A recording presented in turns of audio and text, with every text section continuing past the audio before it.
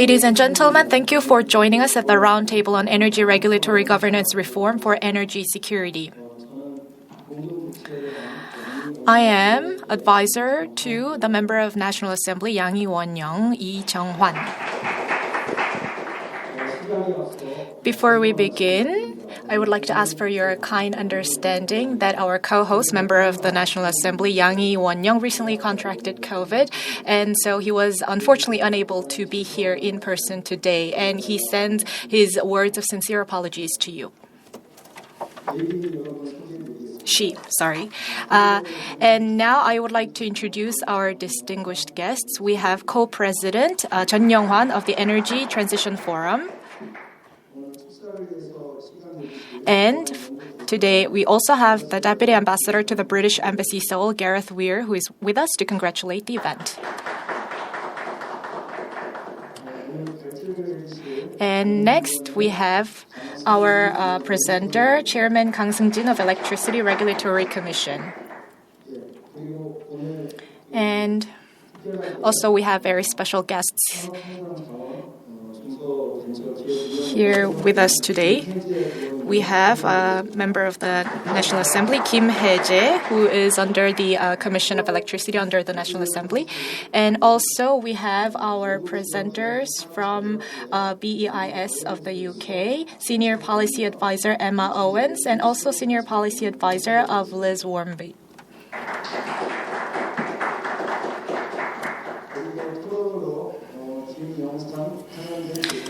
And also we have Professor Kim Young-san of Hanyang University as the discussant, and lawyer at Bae Kim and Lee, Jimpyo Park, and also Director Yoo-soo Lee of Carbon Neutral Research at Korea Energy Economics Institute.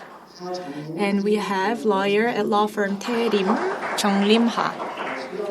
In the interest of the time, please allow me for closing the introduction of our distinguished guests. And now we will move on to our greeting remark by Co-President Chun Young-hwan of Energy Transition Forum, the host of today's event. 네, 안녕하십니까. Good morning. I am the co-president of Energy Transition Forum. My name is Chun Young-hwan. In fact, tomorrow the worst ever typhoon is set to land in Korea. And we are feeling the typhoon already with this bad weather. But despite all that, thank you for joining us at such an early hour. And this roundtable will be discussing ways to reform the regulatory governance of Korea's energy. And so we have important guests. We have Deputy Head of Mission Gareth Weir of the British Embassy Seoul, as well as Senior Policy Advisors Ms. Emma Owens and Ms. Liz Warmby of the BEIS joining us. And we also have the Chair of COREG, Kang Seung-jin of Korea, who will also give us a presentation. Thank you.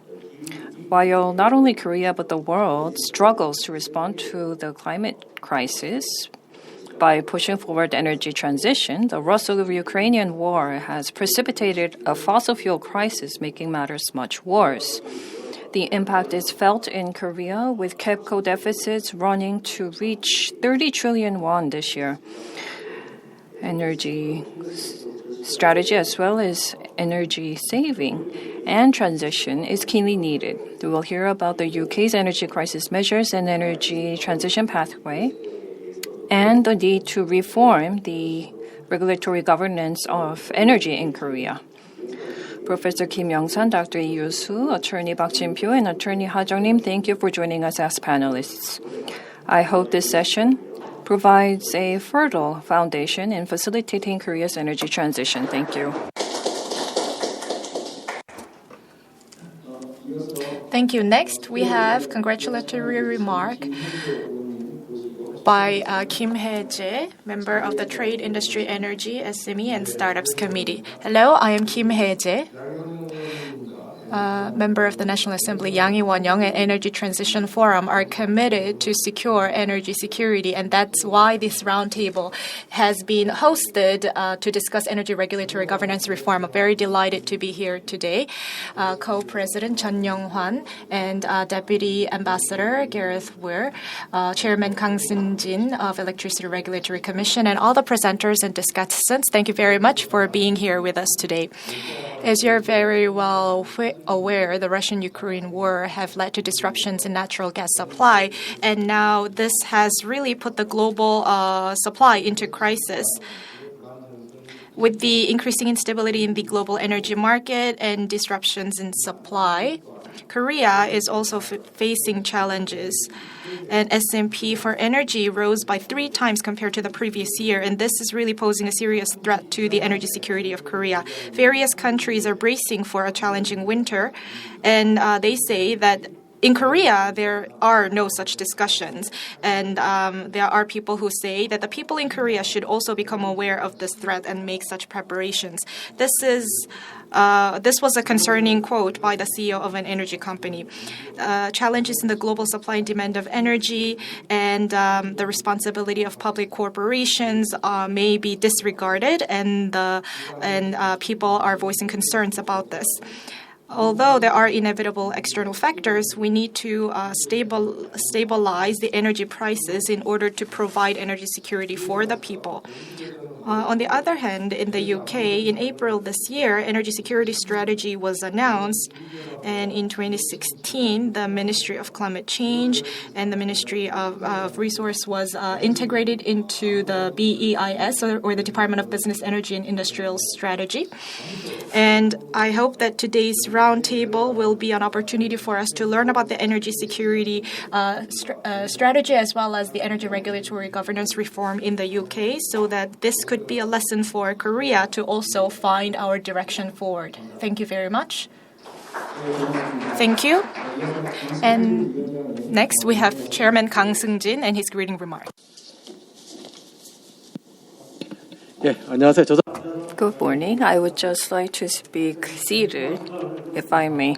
I wasn't expecting to speak to you in this opening section of the day, but despite this bad weather, to discuss the need for reforming Korea's energy regulatory governance, we have gathered here today, and thank you for coming. As chair of KOREG, energy regulation governance is very much in need of reform, and I have keenly felt that need. But I am restrained in terms of what I can do to conduct that very reform. But from the academia and many experts in Korea have voiced their concerns about the need to reform the energy regulation. But so far, the concern has remained just a concern and has yet to be implemented into actual action.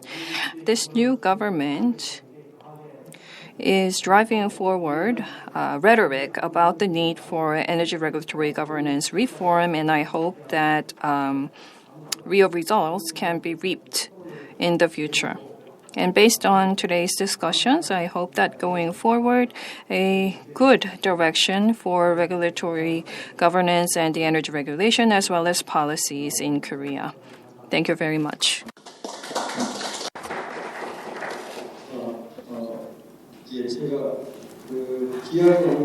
Thank you. And next, our special guest, Deputy Ambassador Gareth Weir to the British Embassy of Seoul. He will now give us congratulatory remarks.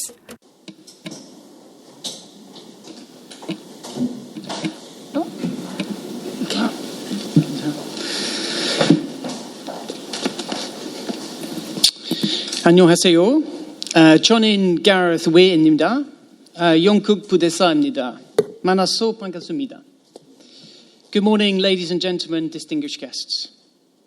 I am very grateful to the MP Yang Lee-won-young, who I hope makes a fast recovery, and Professor Chun Young-hwan for inviting us to today's Energy Security Seminar, and for this very warm welcome to the National Assembly.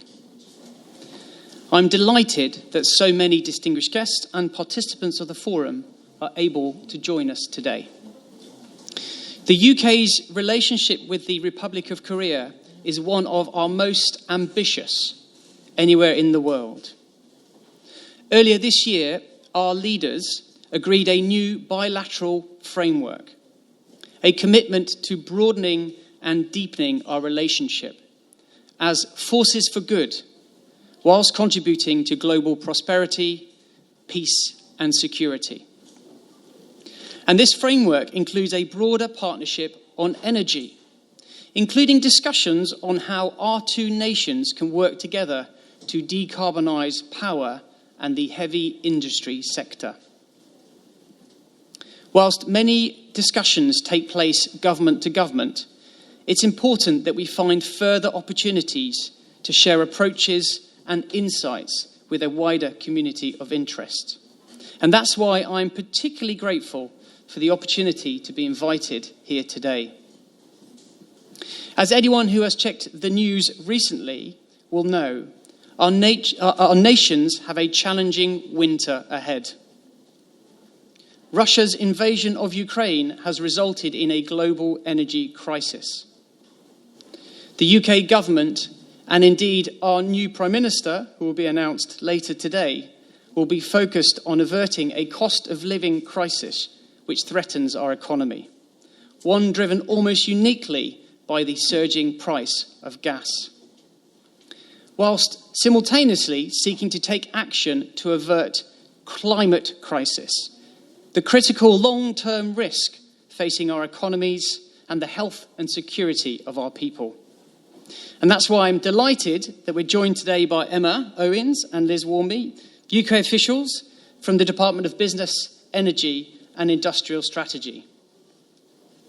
They will present the British Energy Security Strategy.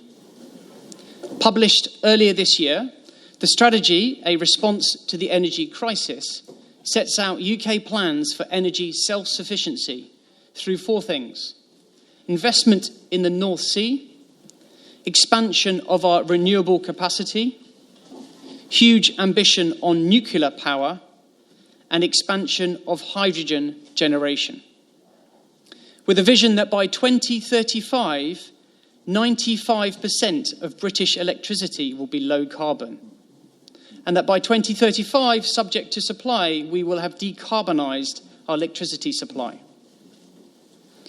I hope this presentation will provide you with insights of how we, the UK government, in coordination with the regulatory and infrastructure powers, are working to accelerate our energy transition in line with our net zero trajectory. I'm also very grateful that Jonathan Sims, a senior analyst with the Power and Utilities team at Carbon Tracker, will be joining us virtually. Later today, Jonathan will share his perspectives on the current state of fossil fuel markets and present his research on the implications for Korea and the wider Asian region. Thank you once more to the Energy Transition Forum for extending such a warm invite to join today's session. I hope we can continue to find opportunities to collaborate further. 감사합니다. 네, 감사합니다. Thank you very much. MP Yang Yi was unable to join us, but I heard that she is tuning into our YouTube channel and her heart is with us. And before the presentations and discussions, we would like to have a photo op. I would like to ask you to come forward. And our staff will set the stage for the photo op.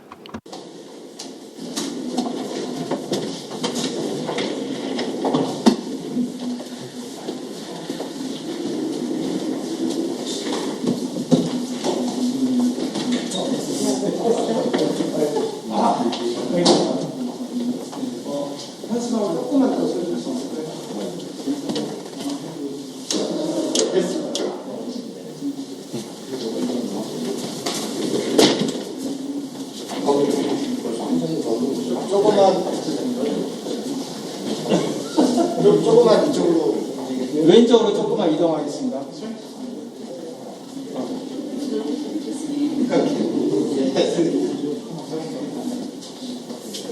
되셨나요?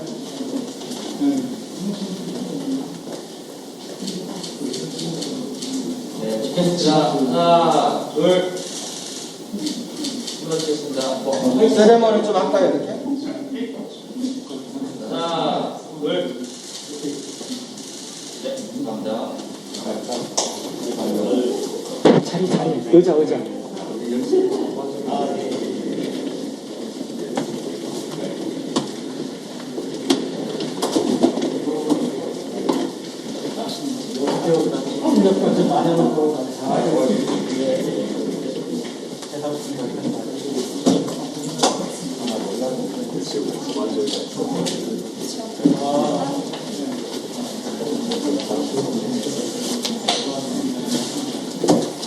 양현호 보좌관입니다. 급하게 나와주셔서 감사합니다. 뉴딜 전문위원회 인사 부장까지 살짝 해주셨습니다. 예, 맞습니다.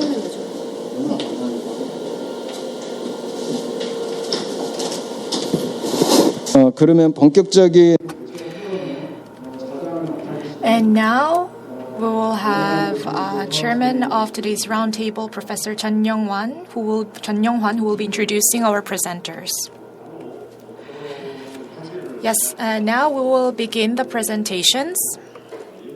Our first presentation is on Russia's energy security policy and energy regulatory governance reform by Senior Policy Advisors Emma Owens and Liz Wormby from BEIS. Please.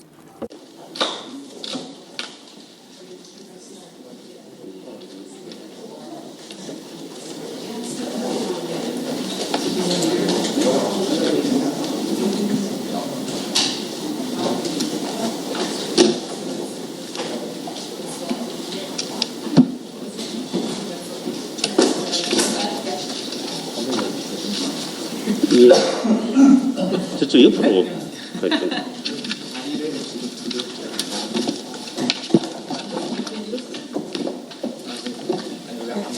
I don't know when to go.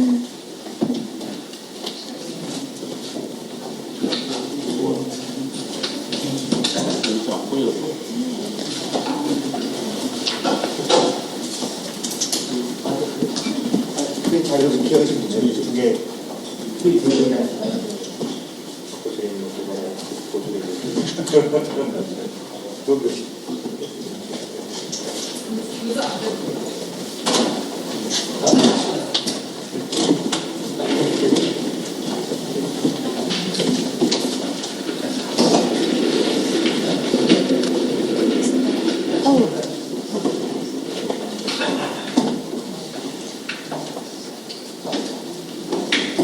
Okay. Thank you. I'd firstly like to say thank you for having me here today. It's excellent to be able to be here in South Korea and to actually be in person and talk about the UK's energy security strategy. So what I plan to do is provide a bit of an overview and then talk about the key sectors before I hand over to my colleague Liz, who's going to talk a little bit about our grid systems. So just as a bit of a summary, as I was saying, I will be talking about UK energy security strategy, key sectors, and then we'll talk a little bit about our work with National Grid, Ofgem, and how BEIS works with the different regulators. So I'd just like to set the scene and the backdrop for our energy security strategy. So what is really key in the UK, as Gareth was saying, is that we depend on a reliable flow of affordable energy. As we emerged from the pandemic, we had an increase in demand, and this drove up the cost of oil and gas. This was then compounded by the invasion of Ukraine, which increased our prices further. And this is what led the government to ultimately publish our energy security strategy. The immediate priority for this was to provide support for families. However, we need to think about the long term and how do we reduce costs going forward. So alongside the government's 10-point plan and our net zero strategy, we'll be focusing on increasing the proportion of electricity coming from renewables and reducing our exposure to volatile fossil fuels. What we really need to be doing is exploiting the potential of all renewable technologies to ensure that the UK becomes self-sufficient. And our plan is to fully decarbonise by 2035. So that's just an overview of the energy security strategy itself. And I'd now like to move into talking a bit about the different sectors. So just starting with oil and gas, our net zero strategy does mean that in the future we may still use a quarter of gas we use now, but we will be reducing our reliance on imported fossil fuels through using our North Sea reserves, empty caverns for CO2 storage, and bringing through hydrogen. Our plan is to reduce our gas consumption by 40% by 2030. However, it will still be a transition fuel for the meantime. The current plans are underway to reach our target. Through the North Sea Transition Authority, we'll be launching another round of licensing, which will get more gas onto the grid sooner. We're also establishing a gas and oil new project regulatory accelerators, and these will provide named project support. And lastly, we'll be delivering on our £1 billion commitment to 4 carbon capture unit clusters by 2030. So that's an overview of what we'll be doing in terms of oil and gas.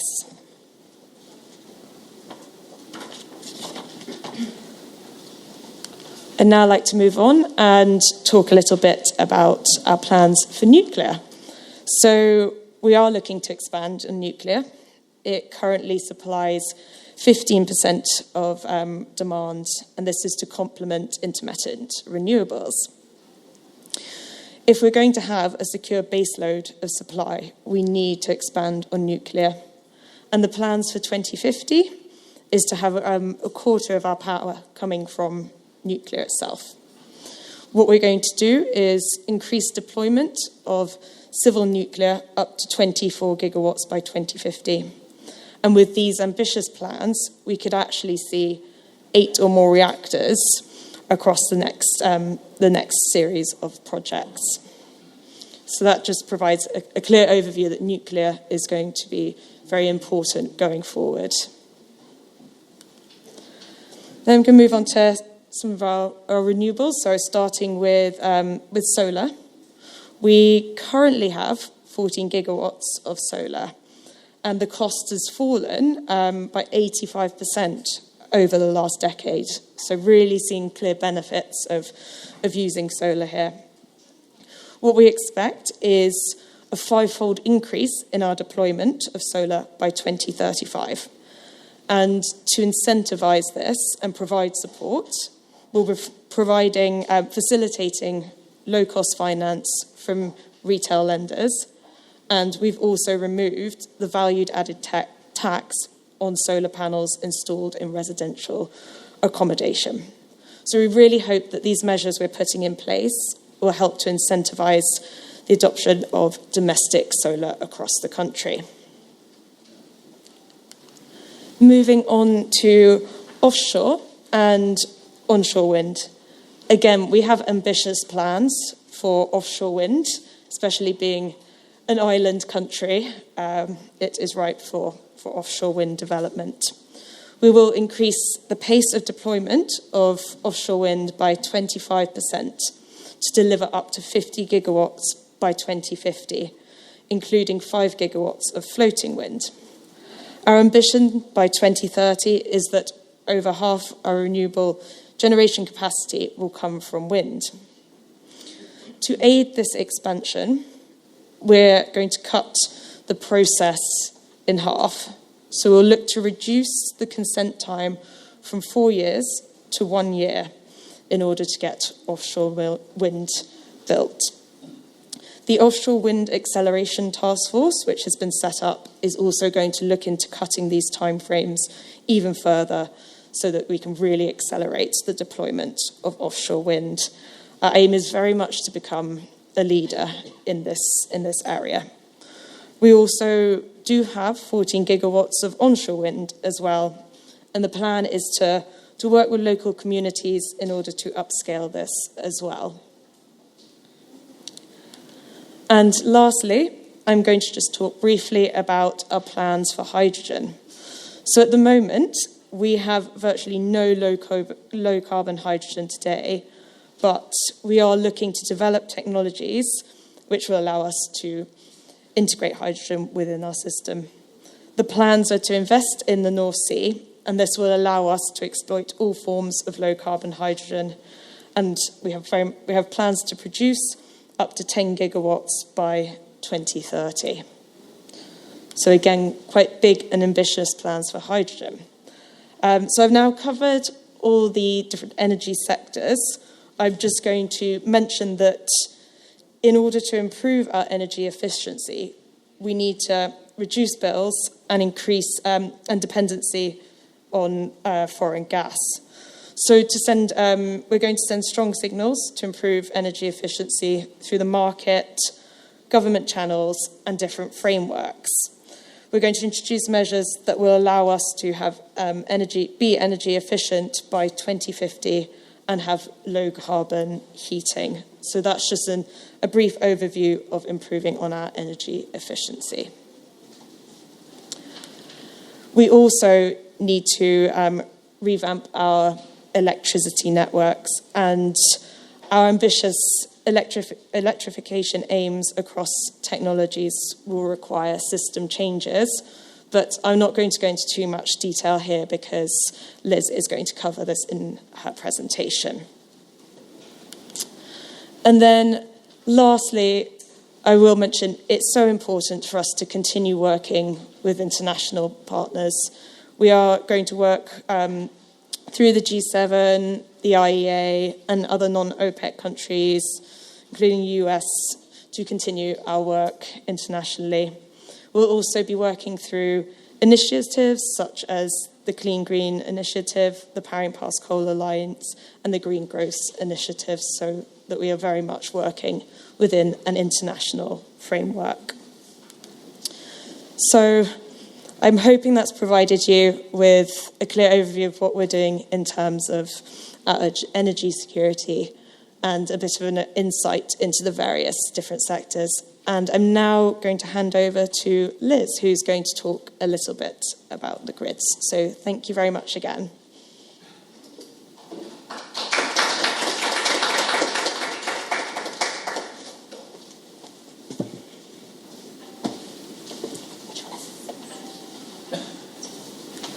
Thank you. 안녕하세요. Good morning, everyone. I'd like to echo Emma to say thank you for hosting us at the Energy Transition Forum today, particularly in person. It's lovely to be here in Korea. So as Emma mentioned, I will talk a little bit about how the UK energy system works and how the UK energy market works, and talk a bit about the future challenges we have and reform. So firstly, I'd like to give an overview about how the UK energy system actually works in practice. So firstly, I'll just talk through this diagram of the UK grid. So in the middle, in orange, this is our transmission, which is the high voltage electricity, almost the highway of our energy in Great Britain. This is operated by our electricity system operator, which you can see in the middle, below, in orange. This is the grid operator in the UK, which I will talk about a little bit later. They get the energy supply from where it is needed and balance the supply and demand across the grid. They're supported by, in purple on the right, the distribution network operator, And this ensures that the high voltage electricity is delivered to UK homes and businesses, make sure that industry also gets the energy it needs. Some industry is connected directly to the orange kind of main transition grid, particularly our heavy industries that use a lot of power. In blue on the right, this is where our demand from energy mostly comes from. As you can see, it's consumer demand, industry demand, agricultural demand. And some of this energy is actually a two-way flow. Particularly at the bottom, you can see electric vehicles, EVs, which are increasing, that also bring power back into the grid, as well as take from the grid. And further on the left, this is where we generate our power in the UK.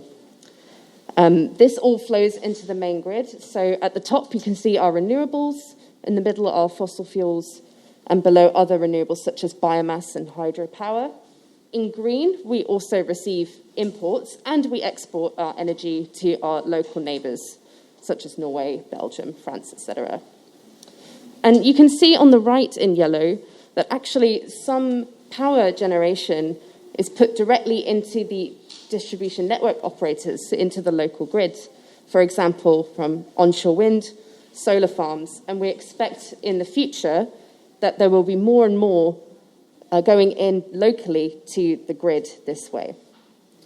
So that's a summary of how the UK grid works. And next, I will want to talk a little bit about the UK's energy market. So, as you probably know, the UK energy market is privatised. Private energy companies ensure that we have the energy we need, and customers in the UK can choose who supplies their energy.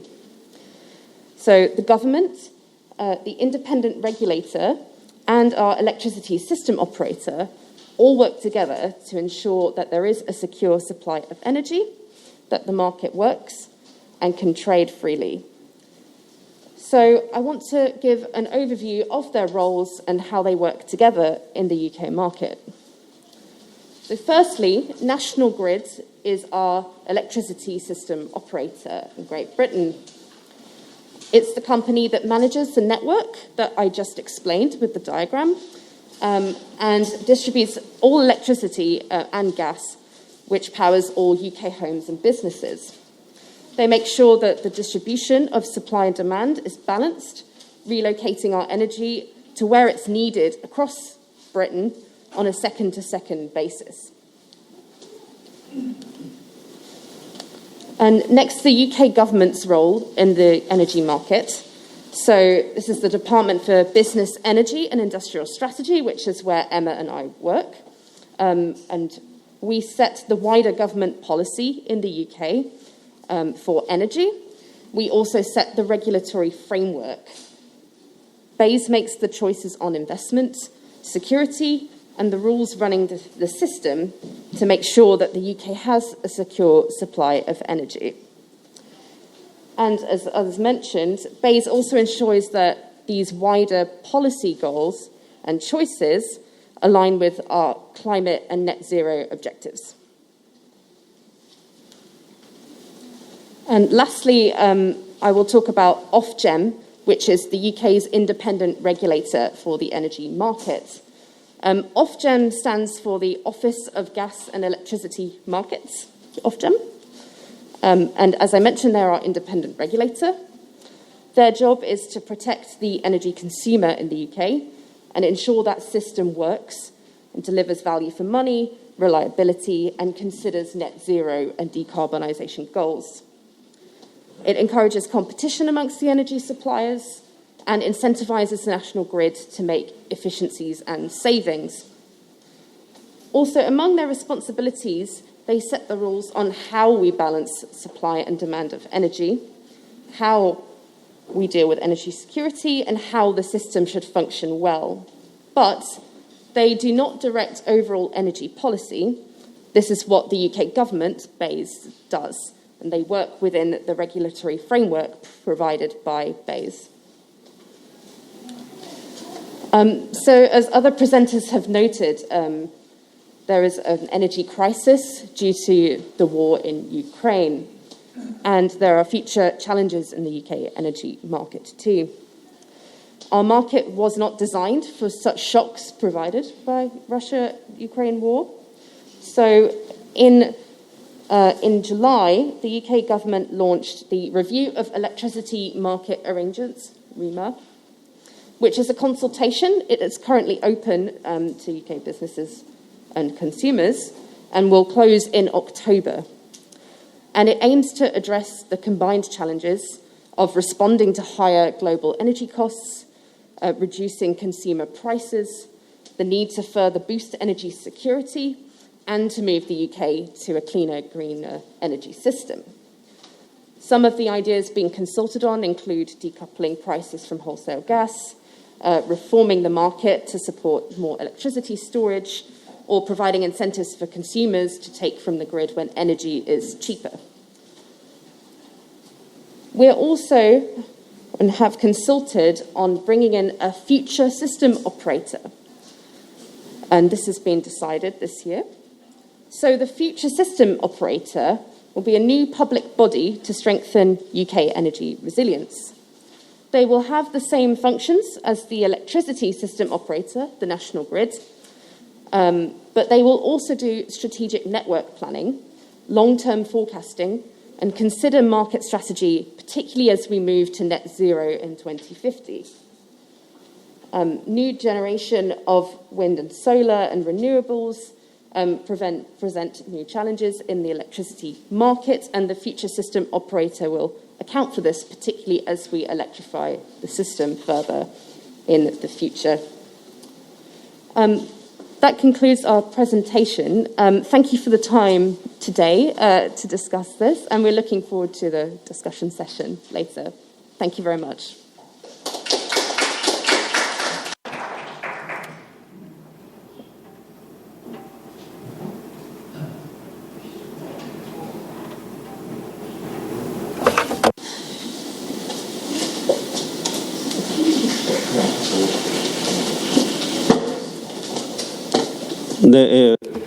Thank you very much. And now we will have our next presentation by Chairman Kang Seung-jin of Electricity Regulatory Commission. 슬라이드 바꿔야죠.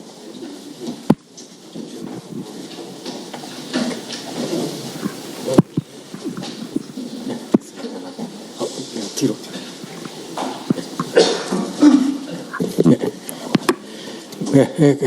안녕하십니까? Good morning.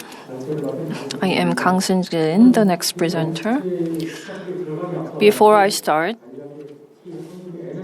I would like to introduce to you the overview of the energy industry in Korea. The oil industry in Korea in 1997 was fully liberalized. Regulation is by the government is only pertaining to quality and environment. The market itself is liberalized, so is the coal market. But electricity and gas, based on the state-owned power companies, are strictly regulated. And as serving as chair of COREC, I wanted to prepare my presentation about the regulatory governance of energy in Korea. So I will start with the power industry structure, followed by the current power market, energy regulation governance, and energy price regulation. I'm sure you have seen this picture many times. In 1961, our power industry was integrated for the power supply to support economic growth. In 2001, power industry restructuring began with reference to the framework of reform in the UK. So KEPCO, which was in charge of power generation, transmission, distribution, and retailing, it was spun off into 6 different subsidiaries, and this system remains. So the subsidiaries are in charge of power production. And now Whereas KEPCO was monopolizing everything, now the generation sector has spun off into 6 different subsidiaries, but they are still subsidiaries of KEPCO. The market is operated by KPX, Korea Power Exchange, and KEPCO is in charge of transmission, distribution, and retail. Still has a monopoly over these 3 sectors of the market. So we have a very eerie structure because in the early days of restructuring, power generation was the first step of separating from the KEPCO. And later on, we wanted to introduce a full competition by separating the market as well. But in 2004, the restructuring stopped. And since the market mechanism and all other schemes just were maintained in a temporary structure. And this continues on until today. For energy security or emissions reductions, we have big challenges left, but this cannot be addressed with our outdated market structure. And for the past 20 years, there have been many changes. Until the end of last year, we had 4,000 and recently over 5,000 power producers participating in the market that produce more than 1 megawatt of energy, and most are renewable power producers. And we have more than 100,000 KEPCO's PPA producers. And the installed capacity in Korea has grown by 2.8-fold from 2000, and recently the total power generated has grown by 2-fold and has been stagnant recently. Because of high oil prices and the energy crisis, we need to address these challenges in our power market. So what's happening in the power market right now? We have a CBP or cost-based pool in the wholesale market of electricity. There is only one single buyer, KEPCO, whereas there are more than 5,000 power producers. So this is a very imbalanced market structure. So the market price is struck with a combination of S&P, system marginal price, based on the predicted amount of power to be generated by the producers, plus capacity payment and so forth. So in regulating this market, KEPCO still monopolizes transmission, distribution, and retailing. And so there is many regulations regarding the operation of transmission grid, the pricing. All that is regulated by KOREG. In terms of power generation, players can freely enter the market as long as they acquire approval from the government. 3 megawatt plus power generation business owners must obtain permission by KOREG. As for consumer price, this is regulated by the government and KOREG through deliberation. And this is the current power market. In the middle, you have the KPX, where the power is traded. At the top, we have KHNP, Korea Hydro Nuclear Power, and the 5 coal power producers and IPPs. There are more than 20% of all power producers are IPPs. And KEPCO is in charge of transmission, distribution, and retailing. At the lower end, there's the consumers. And consumers can, theoretically speaking, purchase their power directly from the market, but because of price issues, this is virtually non-existent. All consumers purchase their power from KEPCO and not directly from the producers. Community energy service is provided in very limited areas. In this deformed market structure has come to fore in 2001, and as restructuring stopped in 2004, the market itself should not have been left alone, but for the past nearly 20 years, everything had been left alone. And any changes in conditions were met with temporary measures, which led to frequent rule changes. And the rules need to be approved by the KOREG. And currently, the market operation rule book is more than 1,000 pages long, and no one knows it by heart. And there are challenges of the CBP market structure itself. In the early days, nuclear or coal power that had very low and affordable cost received BLP-MP to regulate their excess profit, but later adjustment factors were adopted in order to discount KECO's purchasing price from these affordable energy producers. And so the excess profit from LNG is adjusted with an adjusted factor. And S&P was determined in such a way so that higher the generation efficiency, the first dispatch order is given. So there was intense competition to raise the gas generator efficiency. And there is a single gas price. And the limitation is that the power market and system operation are separated. We started to operate in this format recently.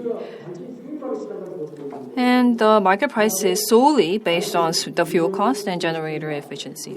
The renewable portfolio standard, which is a renewable market price scheme for renewables, and ETS are all market mechanisms, but these are not fully accepted in the market and rather reflected as a cost in a very strange arrangement.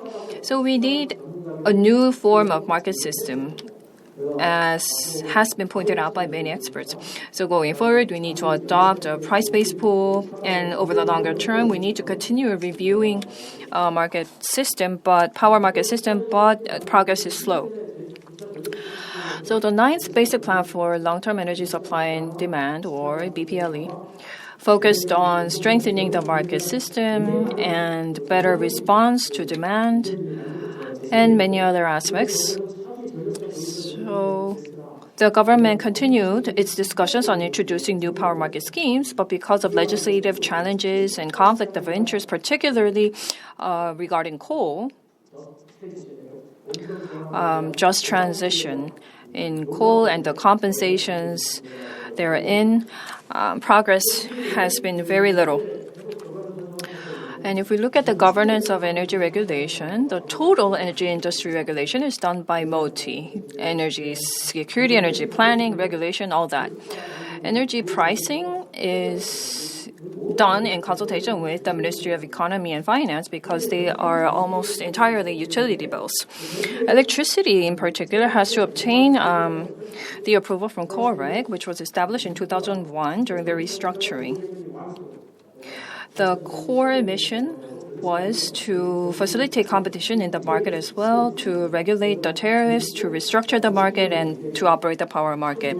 It was a large institution with one bureau and 50 employees, but since the restructuring stopped in 2004 and there was a major power outage in Korea in 2011, because of many confusions in regulation, which was pointed as the cause of power outage, COREG was downsized into only 8 employees. And KPX was set up, and the pricing and market oversight was done elsewhere. So this, in fact, was against the flow of the global trend. And right now, the key responsibility is licensing generators, about 20 to 40 a month. Renewable energy generation licensing is given by COREG. Tariff deliberation is also done, but this is a mere formality of passing what has already been decided. Power system oversight, market monitoring, dispute mediation are all functions that only exist in formality. And the status of COREG can be seen in the fact that all decisions by COREG are announced under the name of the Minister of MOTI. That is the current situation. 그래서 이런 문제를 다들 And so we're aware of these issues, these challenges, and so in the basic plan for energy, or the National Master Plan for Energy 5 years ago, we hope to reinforce the independence of the agency. So the UK's base seems to have independence. We also argued for greater independence in terms of deliberation and other roles. And Energy Regulatory Commission should be newly inaugurated in order to provide an integrated role in this respect. And so there were a list of these recommendations, but this was not included in the final government announced plan, and this shows that the commitment of government to reform the regulation was not strong enough. IEA regularly publishes a report which energy policy review, and it listed recommendations in the energy sector, including improving energy market and also reinforcing the status of Electricity Regulatory Commission, and furthermore to increase the headcount for the National Electricity Regulatory Commission, and also to implement new rate systems such as TOU, time of use rates, or RTP, real-time pricing billing. So these recommendations were made by IEA, but the Korean government did not accept these recommendations. And this year, the new administration was inaugurated, and on July 5th, it announced its direction for the energy policy. And these are some of the key points. Number one is to establish the pricing and market system based on the market principle, which would include pluralization of the energy market, stronger pricing function, and also encouraging competition in order to build an energy market based on principles of fairness and competition. So they are discussing various options of the bidding system and also direct contract market. And also, in terms of the electricity rates, they are hoping to adopt the principle of cost, and also they hope to reinforce the independence and expertise of electricity market and rate governance by increasing the governance independence for the energy market and Electricity Regulatory Commission, and also reinforce the role of grid oversight, market supervision of dispute settlement. So the government has outsourced the research for a research institution in relation to how the energy regulatory governance should be reformed. The results have not come out yet. By the end of the year, we hope to see the results of the research. And next year, we will be having open discussions on how to actually reform the energy regulation and governance. And there is another challenge here, which is in the energy market. They're hoping to basically reduce monopoly and create a contract-based market system, and some say that this is equivalent to privatization of KEPCO, and there are oppositions on this ground, thinking that KEPCO is being privatized. And now for renewable energy operators, so under RE 100 companies who are ready to purchase renewable energy can have access to the supply, but currently they cannot purchase directly from the renewable suppliers. They have to purchase through renewable generators. So if you look at the right, you can see that the actors in the energy market cannot purchase from the suppliers. They have to purchase from the generators. However, then they do not have any way to resolve the problem of excess power or surplus power. And so there is a need to change how it works from what you see on the left to what you see, or rather what you see on the right to what you see on the left. And next on to electricity rates. Now, electricity rates are basically frozen since November of 2013.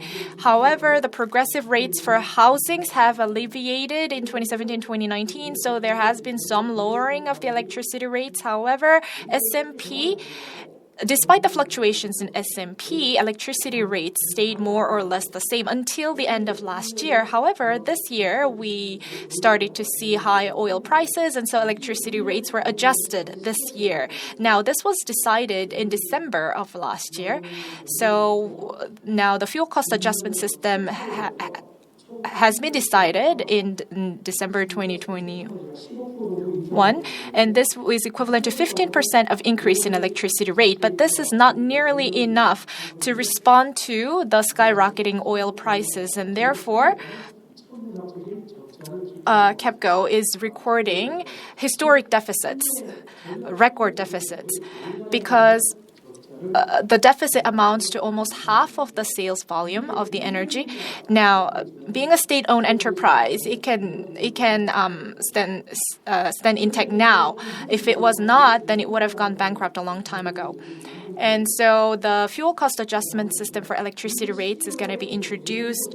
In December this year, the reference fuel price will be determined for the next year, so 2 years after that. And would this really be feasible? I believe that it will lead to about 20% increase 2 years later, but I'm not sure if this is feasible from the policy perspective. And now this shows the monthly change in S&P and electricity rates.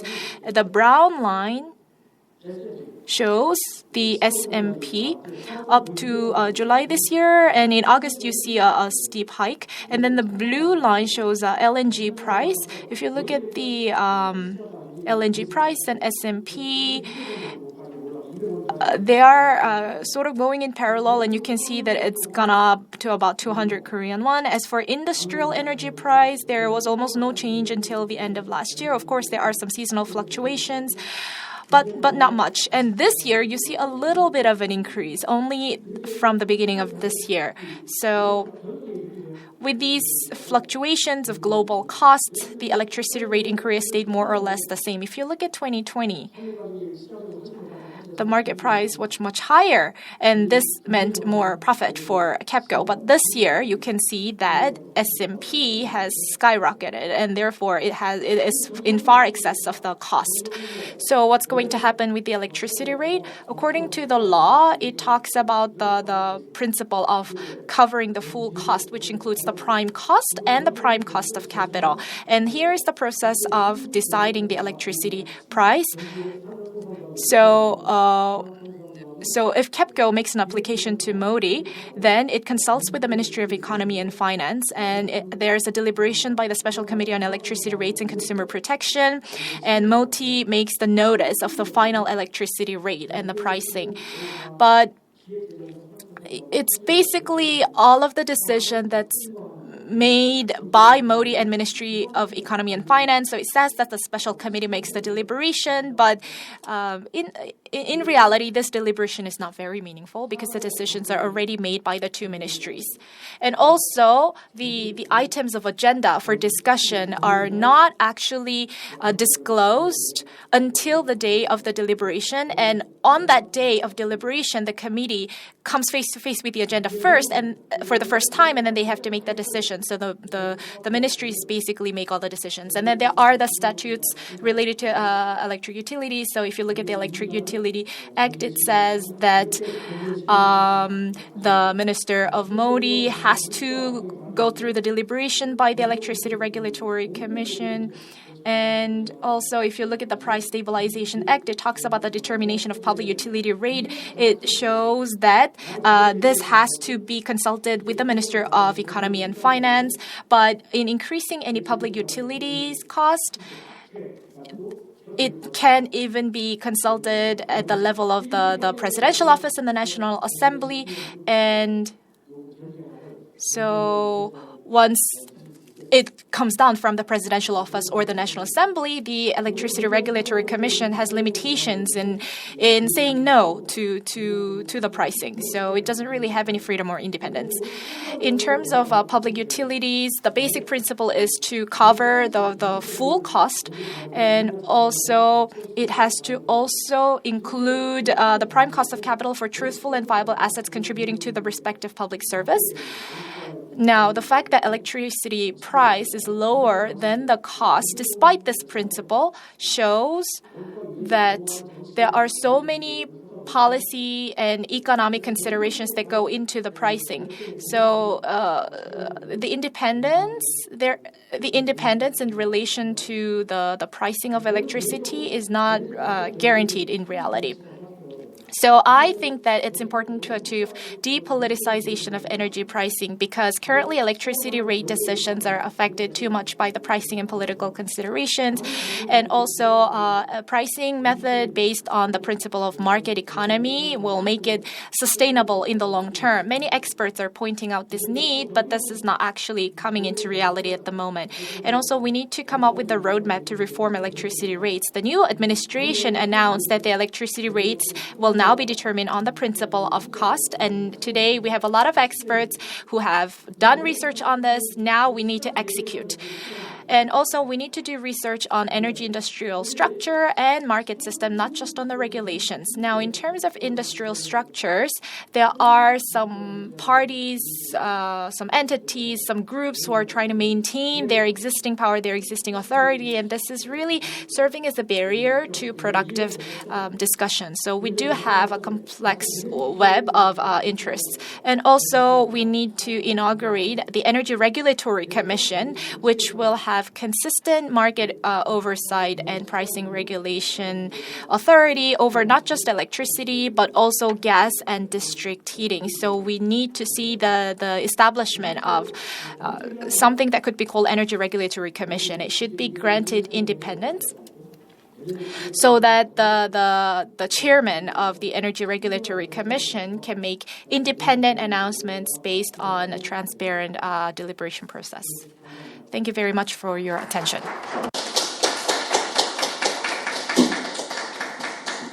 네, 감사합니다. Thank you very much.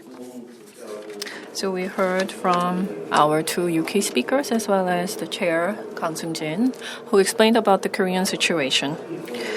Well, in fact, in 2000, when we started out the power market restructuring, the benchmark model was that of UK, because the overall situation, we shared many similarities between our two countries.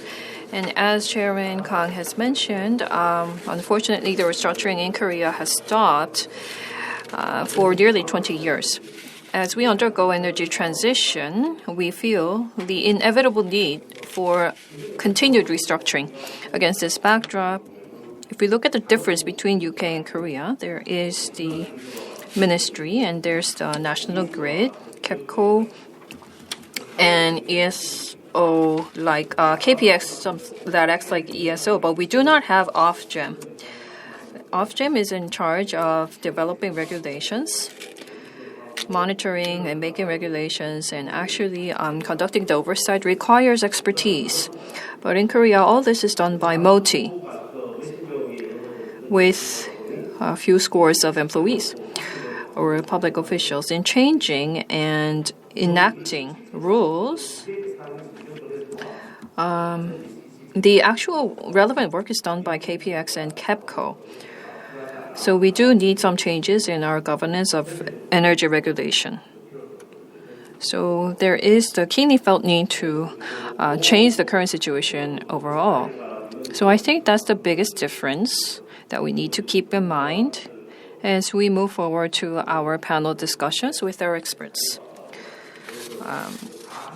And so I don't think we have time for you to go over all of your prepared papers. So please limit your speech in 5 minutes and based on the key concepts. And I'm sure you have many questions. So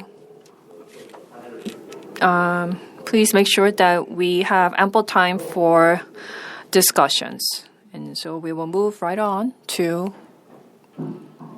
the first panelist.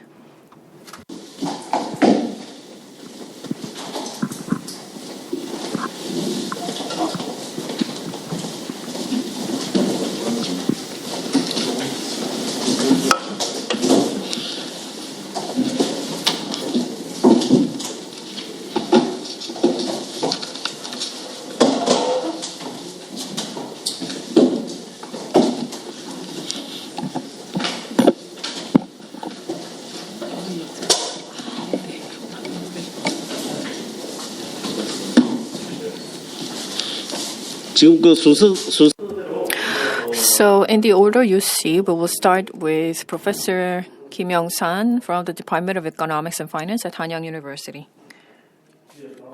Yes, I will start my discussion. I will focus more on questions than my personal remarks. As you heard from today's presentation, the regulation on energy in Korea is fully controlled by MOTI, in short. We have the chairman of COREC here today. and also Mr. Chun Young-won, who is a member of that COREC, have actually confessed that they do not have any power to develop or act on or implement the regulatory policies, as we all know. And as we heard from the UK presentation, there's the government in place and there's the base, which determines the overall energy policy. And the detailed regulations are the responsibilities of Ofgem, which is quite in contrast with the structure in Korea. Because everything is done by MOTI in Korea, this is heavily influenced by the politics, and it's very important to depoliticize the electricity sector. Energy regulation is done on behalf of the people and the state, and therefore it cannot be completely free from politics because we need to be accountable for our people. But how do we, and when we mention independence of regulatory bodies, what do we mean? I think that it means the freedom from short-term political interest, or in other words, any policies that is heavily influenced by an upcoming election is not desirable. So I think that in the UK term, independent regulatory body is more about the neutrality from stakeholders' interests. But right now in Korea, I think that we first need to establish independence from the politics. And so, rather than placing the regulatory body under MOTI, some say that we need to set it up as a separate organization from MOTI, perhaps under the presidential office. But that will involve a massive restructuring of the ministries, and this seems too challenging. But if you look at the US FERC or Ofgem in the UK, they belong to the DOE and BASE, respectively.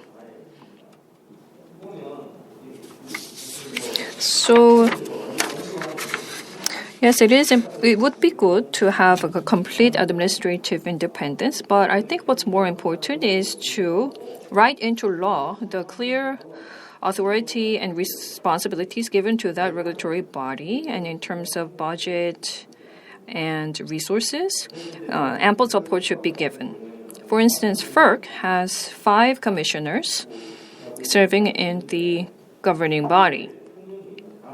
And the commissioners are nominated by the president, not the Secretary of Energy. And the nomination is confirmed by the Senate. Up to 3 out of 5 commissioners can be nominated per president, not more. So if we are unable to newly establish a fully independent body, then perhaps we can place the regulatory body under MOTI but refer to these other cases in ensuring independence. I wanted to actually ask a question, but do we have time?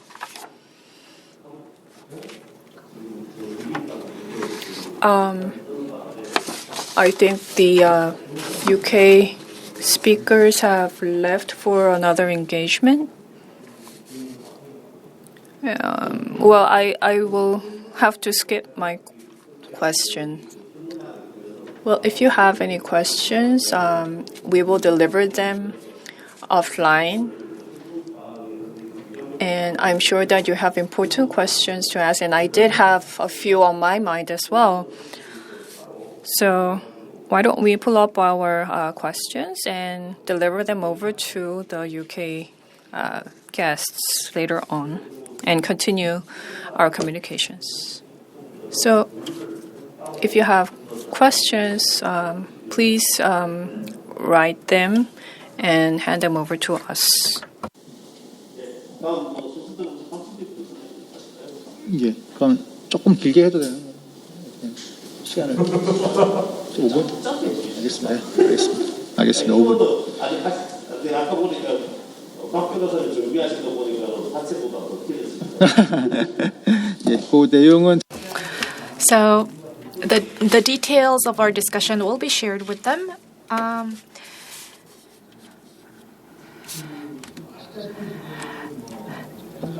as you know, we are living amidst a serious energy security crisis. The direct cause is, of course, the Russian-Ukraine situation, and in Europe, there is a big disruption in LNG supply, which also affects Korea.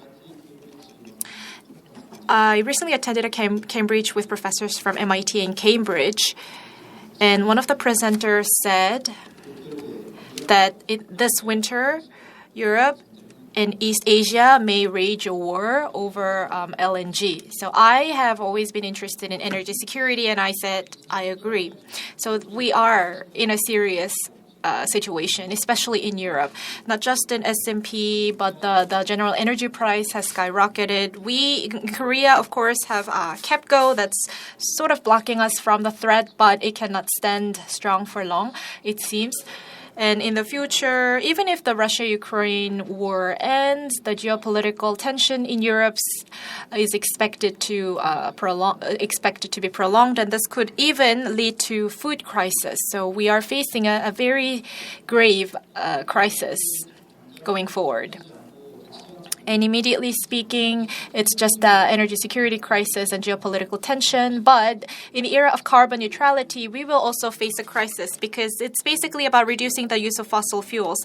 Now, Russia has suspended its supply of natural gas, and we can see a similar challenge in the era of carbon neutrality.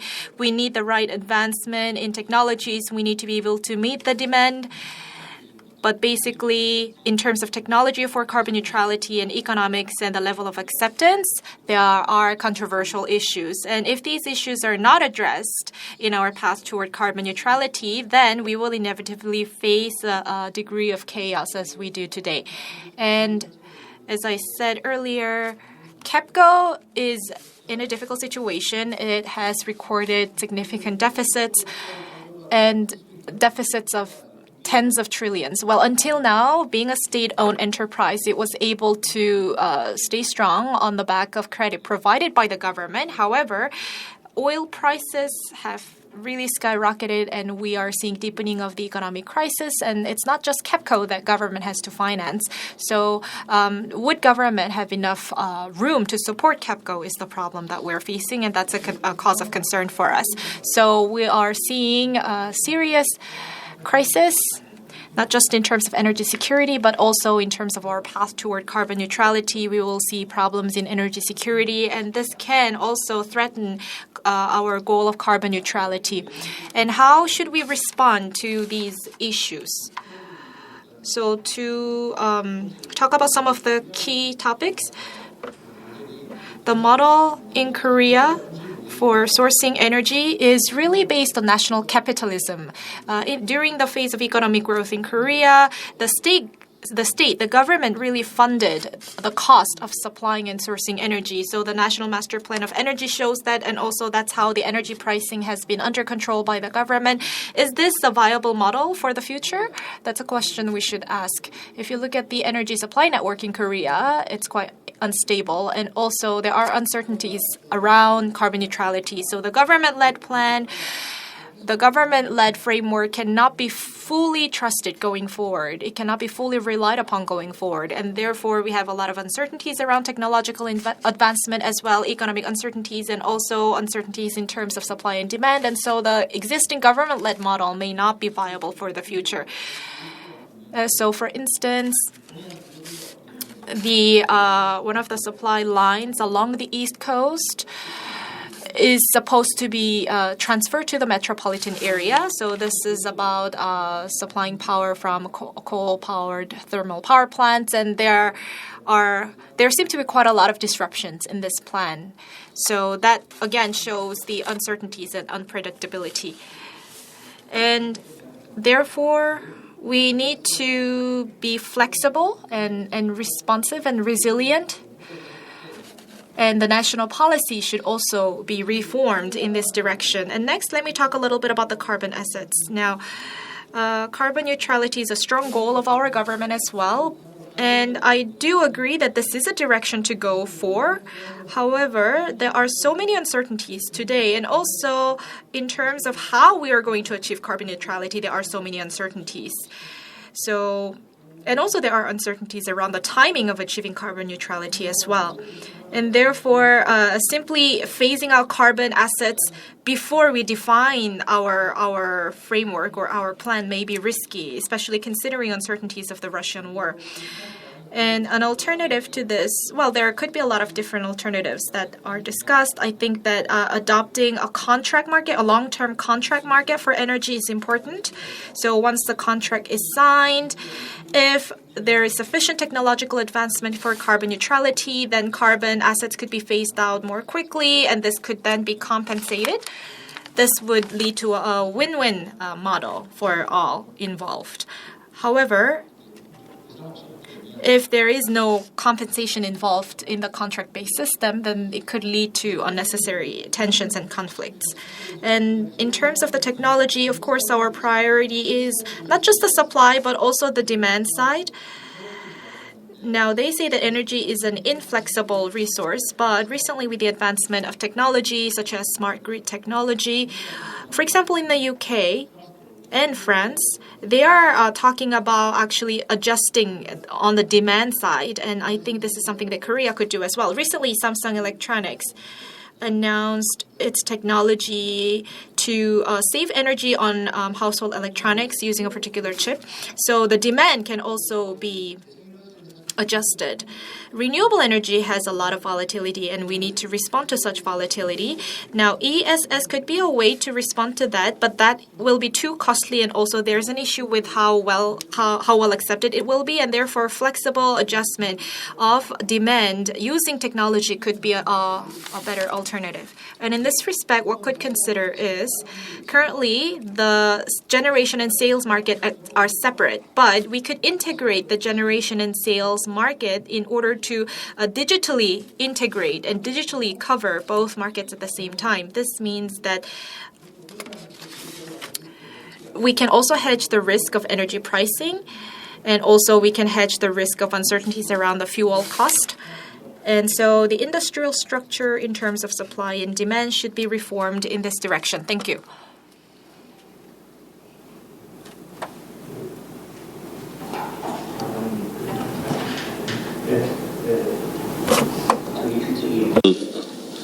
Thank you. Now, so there seems to have been an unexpected change in their schedule. I ask for your kind understanding that they had to leave earlier.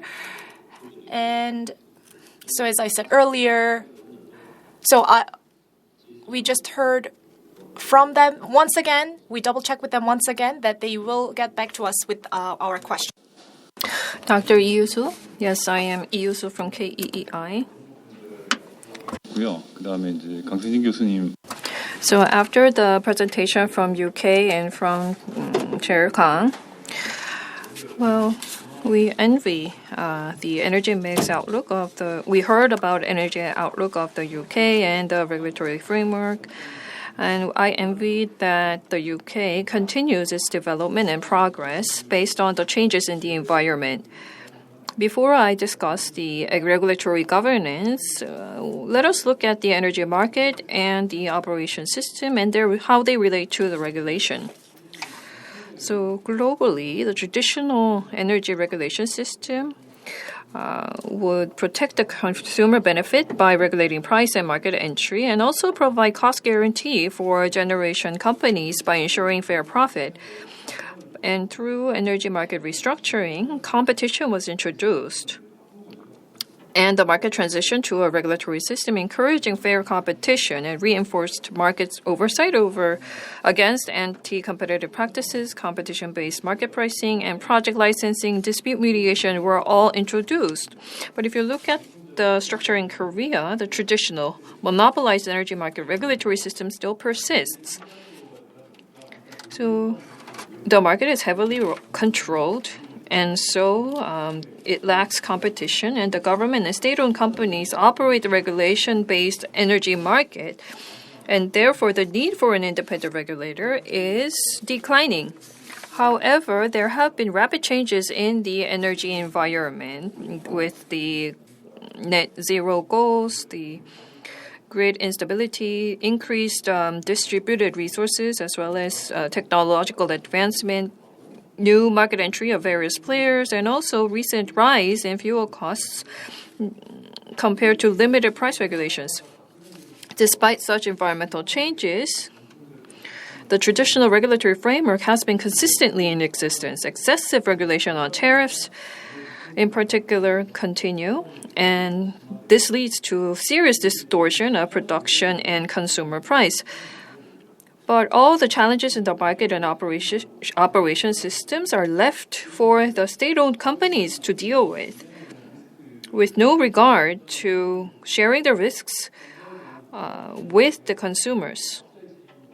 But all the responsibility is just given over to the state-owned companies. As the environment changes in the market and operation system in line with such changes will be needed. Rise in tariffs as a result of rising fuel costs is a matter that arises regardless of the market structure. However, competition can normalize pricing, and combined with adequate regulations, it can allocate resources fairly in a new market structure.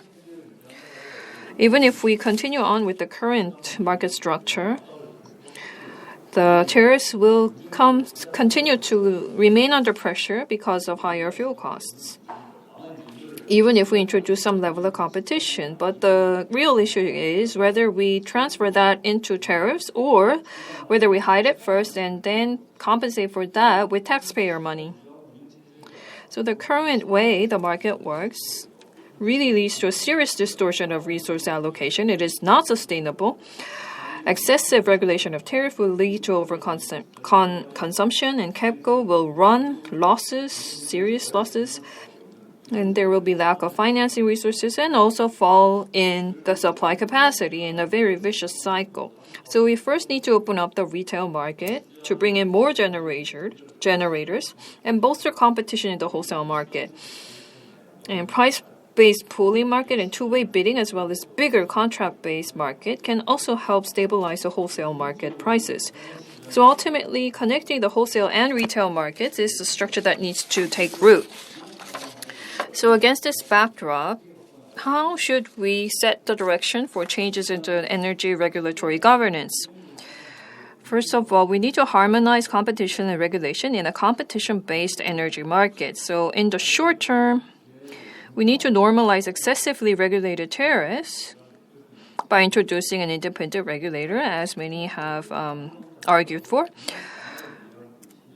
And once set up, such regulators should all ensure that market competition is introduced to reinforce market functions.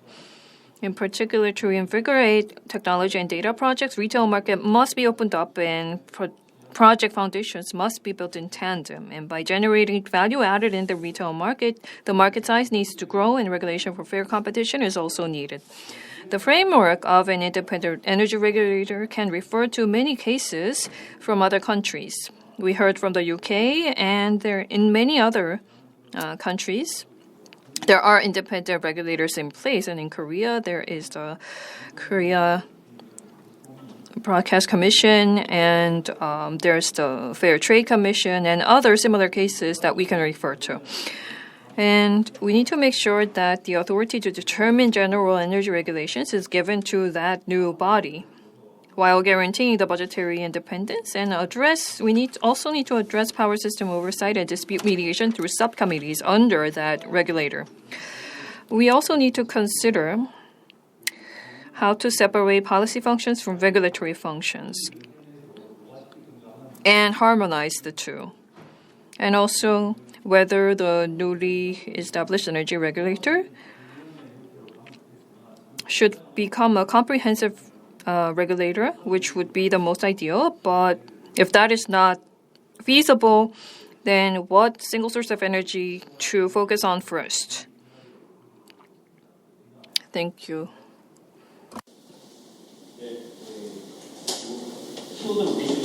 정책과 규제를 분리하는 문제가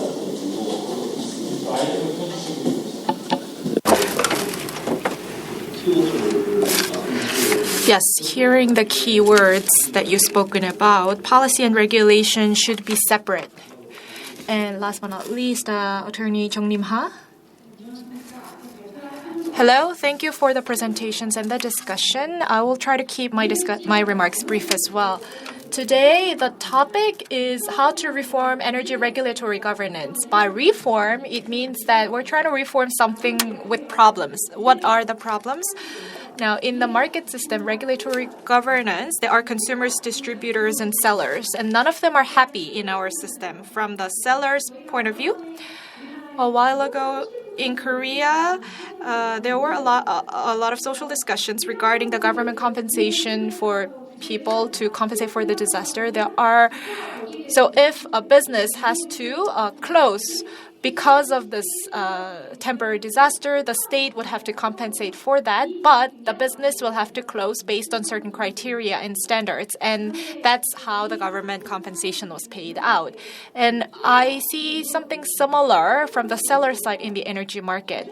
So, for example, some of them are told that the generators have to be shut down for a while, but they're not sure what the criteria are, what the standards are. So the government talks about carbon neutrality and energy regulation reform, but containment is only one of the problems here. There are many other problems that are not being improved upon due to the rigidity of the market. And also, a lot of the possible business opportunities are being restricted by the government, and the purchasers are not happy either.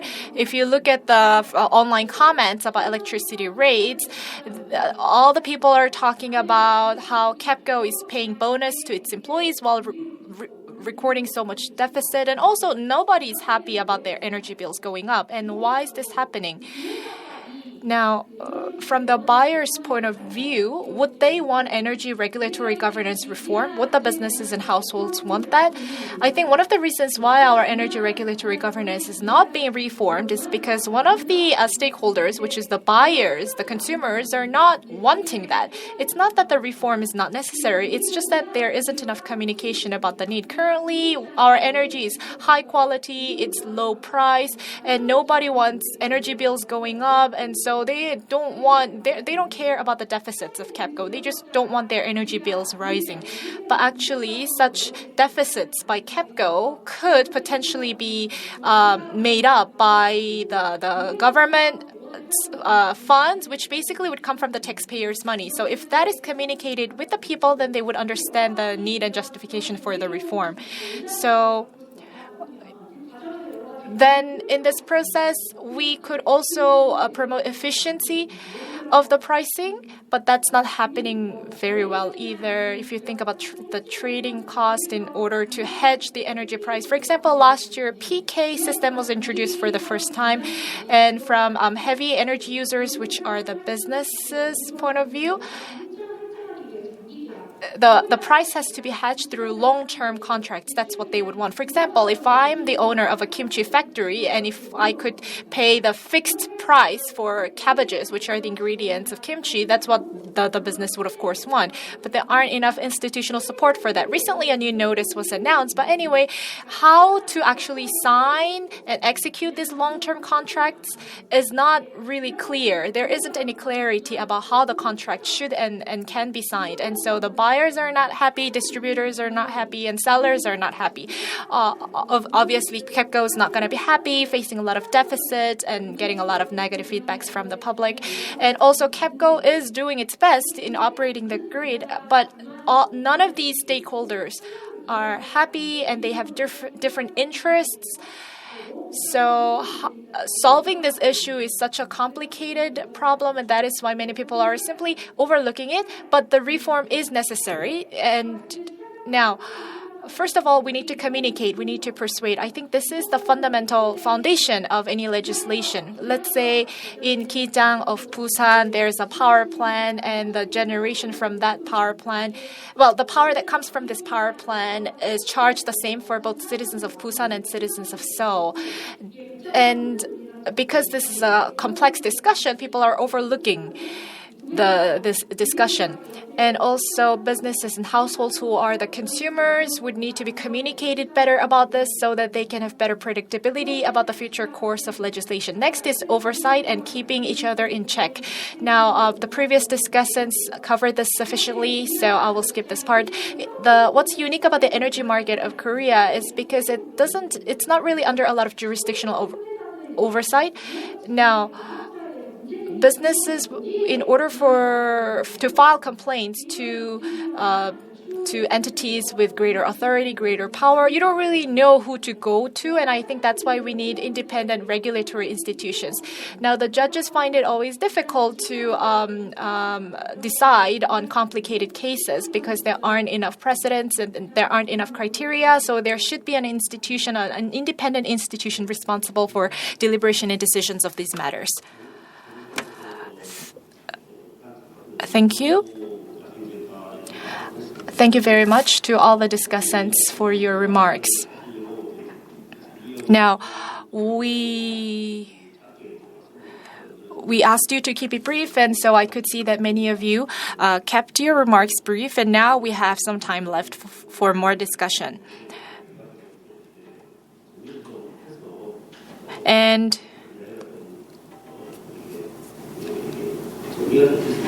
so I hope that today's discussion will be the starting point for further discussions. And today, of course, the main theme is energy regulatory governance. Let me give you an example.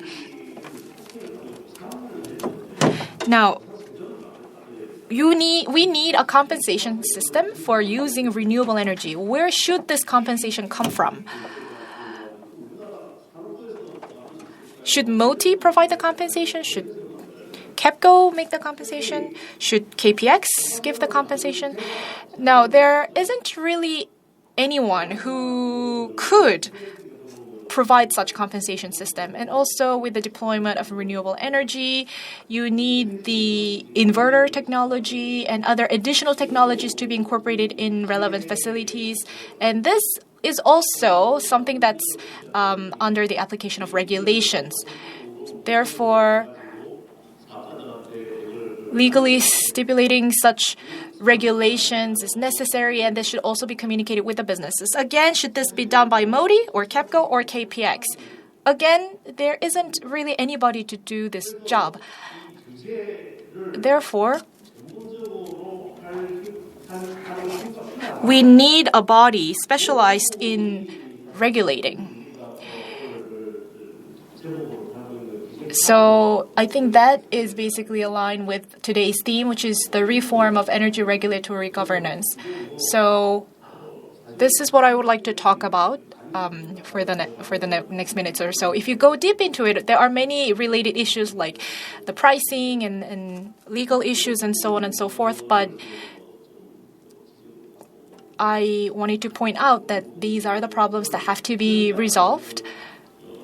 So earlier, we heard that Ofgem in the UK plays this role. The government sets the policy, but Ofgem sets the regulations.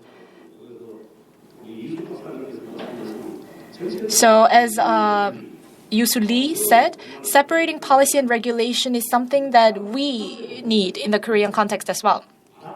Because there is no particular body or institution that's solely responsible for regulation. And it was in 2018 that people really started talking about the compensation, because that's when we had the containment issue of Fukushima nuclear plant in Japan, curtailment issue of Fukushima nuclear power plant, and it's not as if we didn't see this coming. After 4 years, no progress has been made because we don't have an institution responsible for such regulation. And overseas, there are a lot of technical reports that have been made regarding these issues of inverting and curtailment. But once you go into the regulation level and implementation level, well, recently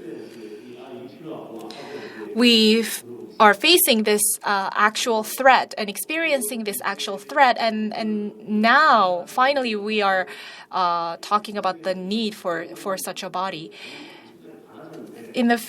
Going forward, we will have a rising deployment of renewable energy, and if we try to adopt a new system in that process, that will be very costly and difficult. And therefore, we need to have this discussion in advance of the renewable energy deployment. So starting with Chairman Kang, why don't we have a session to summarize what was discussed today? Well, I think that what was said today is really about energy regulatory governance reform. I'm sure that what was discussed will help directly and indirectly the researchers of this issue. And I hope that discussions do not end today. The government draft plan will be published within the year, hopefully, and when such policy comes out and is implemented, I hope that we have in place something that is really feasible and implementable. COREC from the outside and inside are vastly different. 8 commissioners, including myself.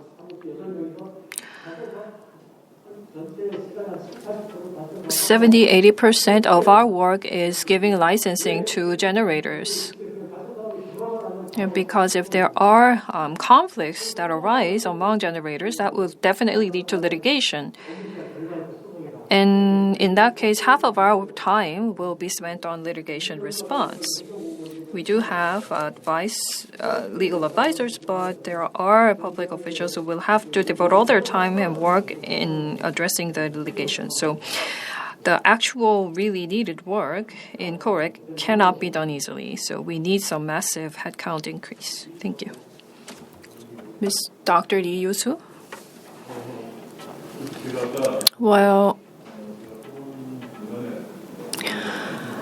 I did mention most of what I wanted to say, but the regulatory framework has to work in tandem with the system to work properly. In Korea, the market, however, is too heavily controlled. But to set up another regulatory body, would it really work? Many remain suspicious because if you look at overseas examples in using and establishing a independent regulator, it's all based on competition in the market and how to ensure fair competition through market oversight. That is the most important part of such a work of such a regulatory body. So as we discuss the independence of regulating bodies, if we continue to carry on with this current system, even if we have a new regulator in place, perhaps we may have some work done on tariffs. But dispute mediation, for example, as you heard earlier, there are so many new players coming into the market. For example, if you look at the sheer number, there are much more players in the market compared to years ago. So conflict resolution will be an important part of the work for a new regulator, and market restructuring will be needed, and the roles and functions of a new regulator will grow dramatically. So considering all this, I think that we need to be forward-looking to set up a regulatory framework that is in fitting with the changes in the environment. And as we mentioned, the power system earlier, the inverter or compensation systems should be addressed by a specialized subcommittee under the COREC, for example, for grid oversight. I think this can be done.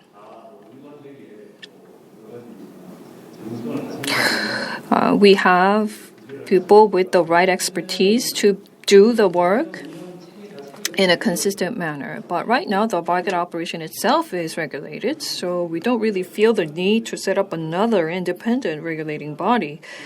And so the KPX is in charge of the power system operation and market operation. So this is a very weird structure that we have. But it's the one that we have in place. And I think that because of this, we have some issues arising in compensation as well. So the market system and its relations with regulatory bodies need to be re-established. 예. On Saturday, I was having a meal with someone I knew working for a large corporation which has a lot of overseas factories. And so he talked about the energy crisis overseas, but he didn't know that Korea was also facing the same crisis. And so this is because of the energy bills in Korea. And so I warned him that this winter is going to be difficult for Korea as well. Now, anyhow, looking at the energy policies of Korea and the government of Korea, I think that there's a lot of irresponsibility because we're seeing the energy crisis that's looming upon us, but there is no warning coming from the government. I almost get the impression that they're not doing anything because they don't have any way to solve this problem. And I think it's the same for the policy in relation to renewable energy. From the previous administration, they really began the push or the drive toward renewable energy adoption. And I thought it was risky even then because, of course, this is the way forward. But we have to first prepare our facility, our infrastructure. Simply throwing out the numbers and the targets is not enough. And now in response to this, the current administration has announced some ambiguous policies in the wake of a lot of uncertainties, and large corporations in Korea are beginning to really distrust domestic policies, and also overseas companies as well. And finally, the companies are becoming aware of these issues with Korea's government policy. So because the same body governs both the regulation and the policy, we're lacking consistency. Of course, the policies have to be consistent, but in terms, we have to also have sufficient consideration for the feasibility. But currently, we have a kind of one-off policies that are just about showcasing their political achievements. So this is something that we need to greatly improve upon. 과거에 the generators, there were only about less than 10 generators participating in the market. And back then, the government was able to control everything. Because those generators were state-owned companies. But now with renewable energy players coming to the market, thousands of them, the government cannot maintain the previous structure of forcing its way and needs to change with the right set of rules and regulations in place ahead. But without any of such efforts, the market has opened up all of a sudden and litigations continue. So because nothing is set and the rules are quite vague, litigation continues to arise. So we definitely need some type of conflict resolution mechanism, which is lacking. Overseas, for example, POC is in charge of all that.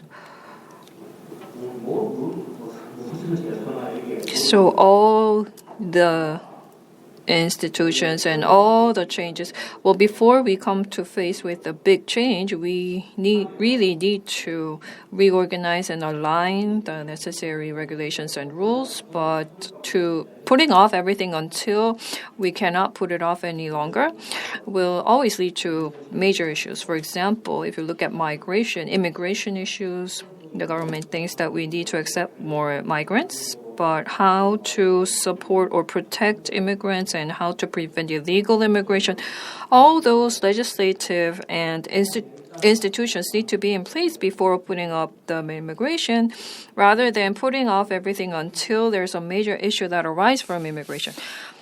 But I think the same situation is what we have in the power market. We need to act ahead, but nobody has the incentive to act ahead. Why do I have to be the one to do the work where there's no problem is the mindset that everybody has. 변호사님. Yes. Earlier, Professor Chun talked about the compensation for curtailment. It's not clear who's going to compensate the curtailment. So the government, the distributors, the transmitters, all of them are all separate entities, even the generators, and responsibility comes from authority and profits comes from authority. And therefore, if you think about curtailment, by principle, we need to achieve efficiency through distribution, and the sellers are really reaping the benefits of efficiency in grid. Then not KPX, but power utility should be the ones to compensate. But there isn't any clarity around any of these issues. And that results from the instability of the grid. And I think I can compare the energy market with the financial market, because that's another market that should be under control due to public needs, and there are a complex set of regulations. If you look at the financial market, there are different commissions that are responsible for regulation making and oversight. And therefore, we need to have a separate institution responsible for oversight as well. And also, we need to have more headcount as well. Without such considerations, if you leave it up to the stakeholders, for example, at the moment, there's too much responsibility given to the KEPCO, and the government, the ruling and the opposition parties are only responding when people start to voice their concerns. And this is what is preventing the fundamental solution. Therefore, with the growing short-term need for energy transition, we need to really reform the systems and the institutions. And judicial deliberation of this matter may be difficult in reality due to the complexity. And earlier, for example, we could have a preliminary trial before the judicial deliberation so that the matter could be handled before it goes to the court. And I think this could be one of the ways to reform the system. And I think the legislative branch could definitely consider this in future legislative decision making. Thank you very much. I'm sure we don't have a big floor, but we do have audience listening in on our YouTube channel. If you have any questions, the floor is open. No questions? Any questions from the floor?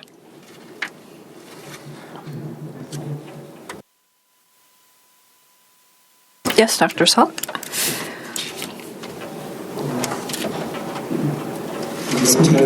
Thank you for all your comments. Yes, it's a very frustrating situation. Improving governance is definitely important, and adjusting the electricity rates is a matter of resource allocation. And at a higher level, governance exists, and we need to have the healthy governance in place for electricity rates to be adjusted in following the market principles, and also in a way that's compatible with net zero. But reforming the governance also involves property rights. Without modernizing the property rights, this can't be done. The power market or the coal gas, KEPCO's generating subsidiaries have the main control over the market, and without adjusting this structure, the governance in electricity or gas cannot be done, even if we have a new independent regulatory body in place. And this was actually the case according to the research results overseas, and also this has been fully proven. Then, what do we do to change the current situation where KEPCO and KOGAS has so much power? Well, experts have looked into this matter for a long time, but we still have progress to make. Because of the mounted vested interest involved, change is not easy. The Ukrainian situation, I think, to a large extent, can automatically resolve these challenges because the inertia that has mounted up in Korea has led to a market structure that cannot address the crisis coming from the Ukrainian situation. And because if you look at the trend of rising prices, the coal gas and KEPCO-based structure is not sustainable financially. And very soon we will be facing a point where the current situation is no longer sustainable. People mention whether KEPCO's deficit will reach 30 trillion or not, but by the second quarter next year, I think the numbers could jump to nearly 100 trillion. That would be about 17-18% of the total government budget of Korea. And coal gas will continue to mount up accrued payables and receivables. And so we need to really start talking about reform, or we can sell this structure to the private sector to address the huge liabilities. So in this situation, if we think of the Asian financial crisis where we had to resort to the IMF, this all came to be because of our ignorance of the international financial market. And now, because of our ignorance to the international power market, the current energy crisis is what we face. So in that case, even if we were to sell, if we refer back to the Asian financial crisis when we got the financial package from the IMF, bailout from the IMF, there were massive losses that we had to suffer because of the lack of preparation. But if KEPCO and coal gas were to be sold, the gap between the actual selling price and the initial massive cost of establishment, we need to think of how to sell these two entities. Starting now, we need to think of how to do that if we are to sell these two entities. Of course, we don't want to think about selling these entities at all, but I think this is the dire reality we will soon have to face. Just very shortly, let me give you an overview of the current situation. Russia has blocked its Nord Stream gas supply to Europe, and before this happened, throughout the first half of the year,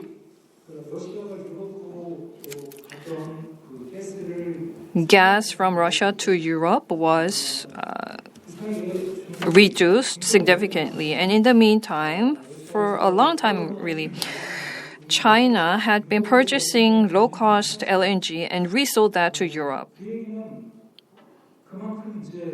This means that Europe is facing a massive energy crisis, but they did have an escape route.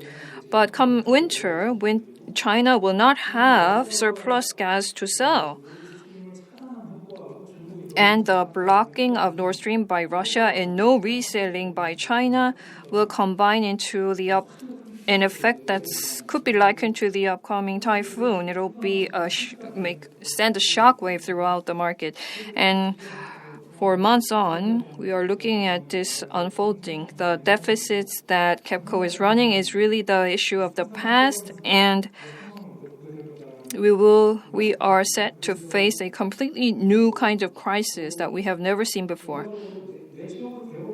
So if we cannot internally reform, then we will be facing a forced reform that starts from the external shock.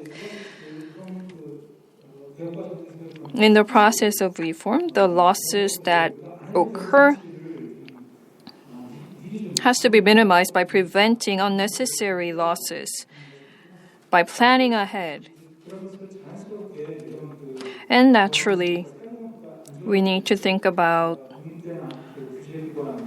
changing the governance by bringing in an independent regulating body and leaving the pricing to specialized organizations. I think that is the natural route that we are heading. Thank you.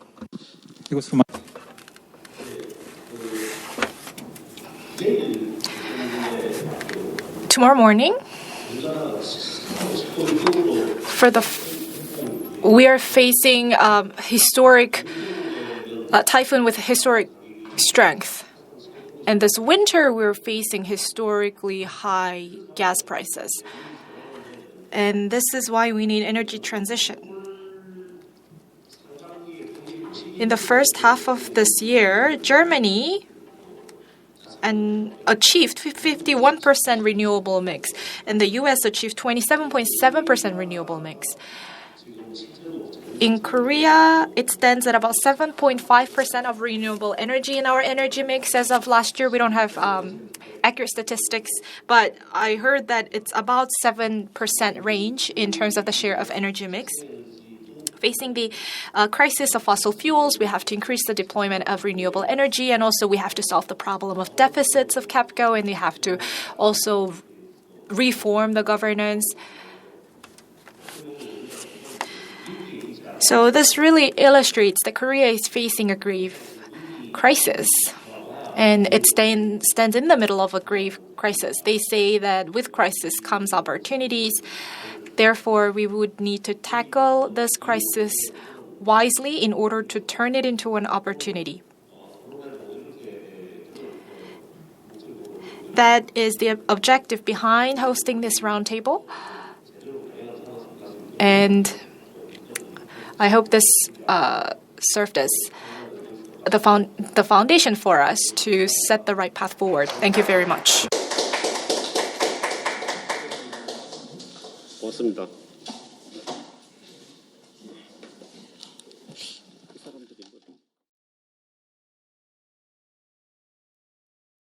Hello everyone, good morning to you all, and thank you for the invitation to present to you today. My name is Jonathan Sims, and I'm one of the senior analysts on the Power and Utilities team at Carbon Tracker Initiative. My apologies for not being able to present this live, but I'm very pleased to be able to share this recorded presentation with you. Today, I will be taking you through some of Carbon Tracker's research on the energy transition from fossil fuels to low carbon technologies, and we'll be highlighting some of the financial risks that we foresee arising from this for power sector gas-fired generators, particularly over the coming years. Firstly, I'd like to give a quick introduction to Carbon Tracker Initiative.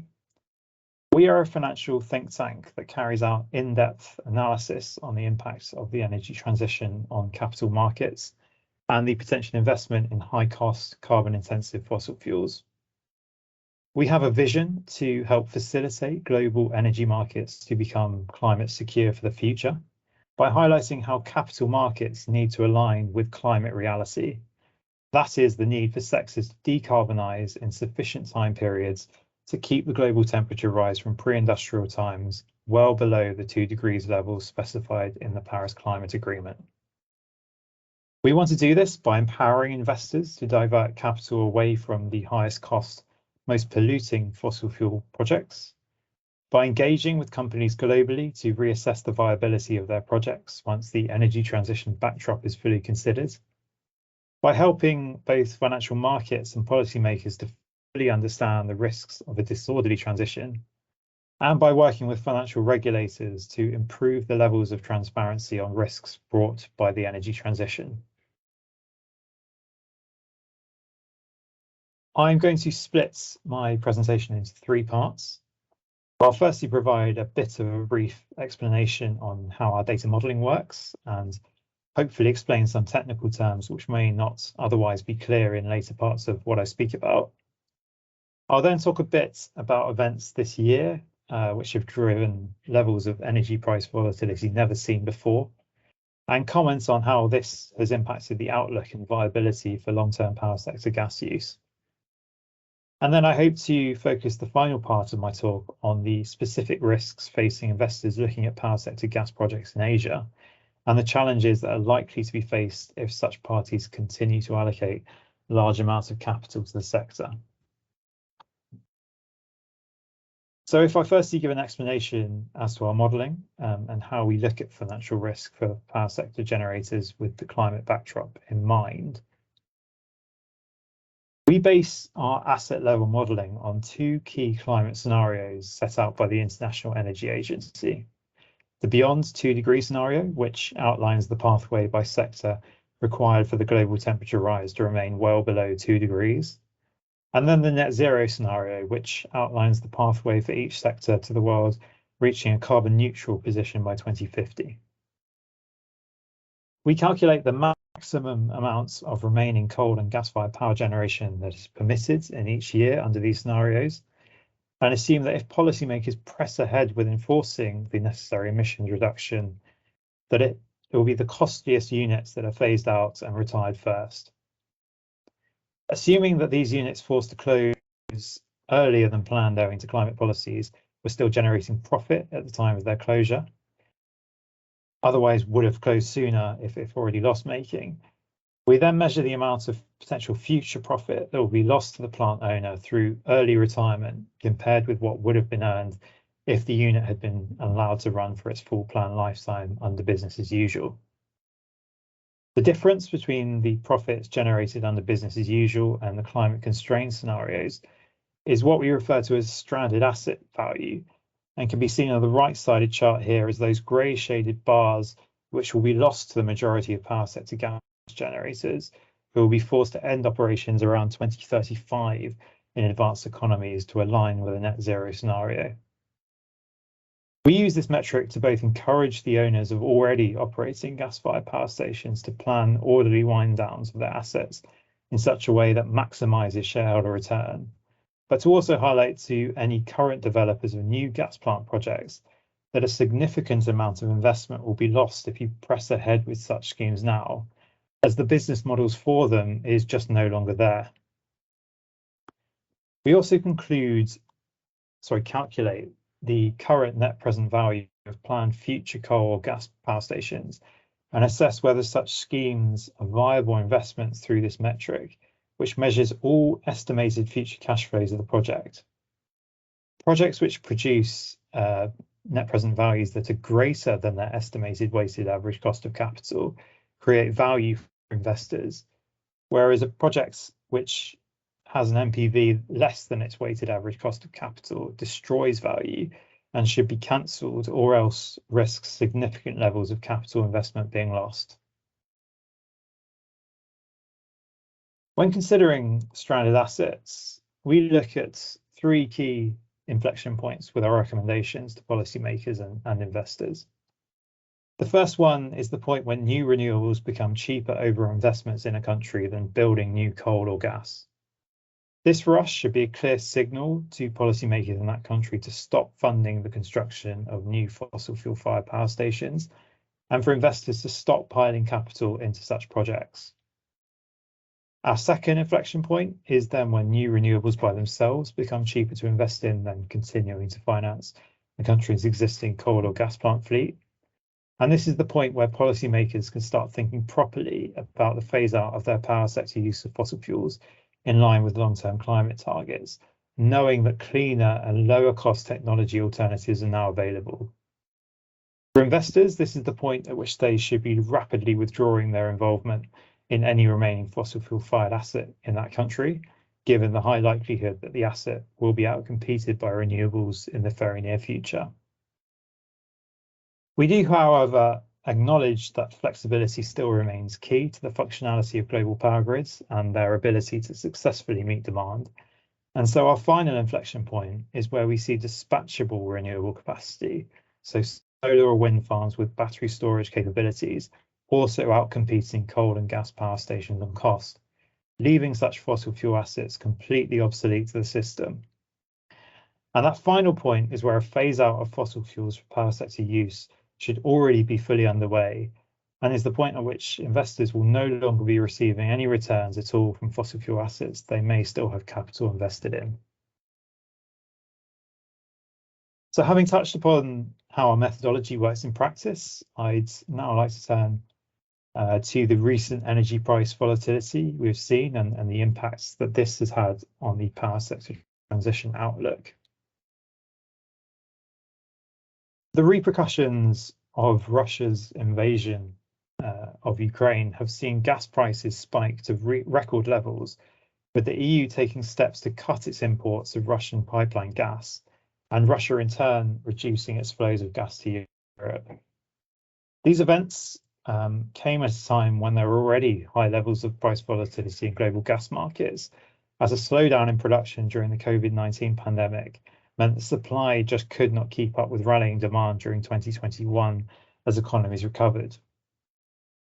But even from these relatively high baseline numbers compared with previous years, market prices for the Dutch TTF hub, which provides Europe's benchmark gas price, have trebled since the start of 2022.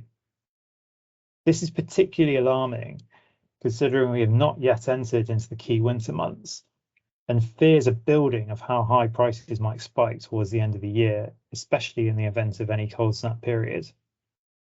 This situation has forced European political leaders to urgently seek alternative sources of gas to replace imports from Russia, which made up 40% of total imports last year.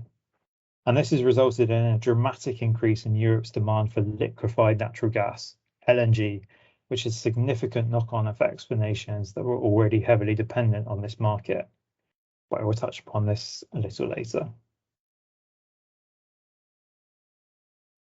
The gas market price spike has had a significant knock-on effect into Europe's wholesale power market, which remains extremely dependent on gas, owing mainly to a failure by policymakers to incentivise low-carbon capacity deployment at a quick enough pace to adequately replace the continent's retiring coal-fired power stations, which are being phased out extremely rapidly.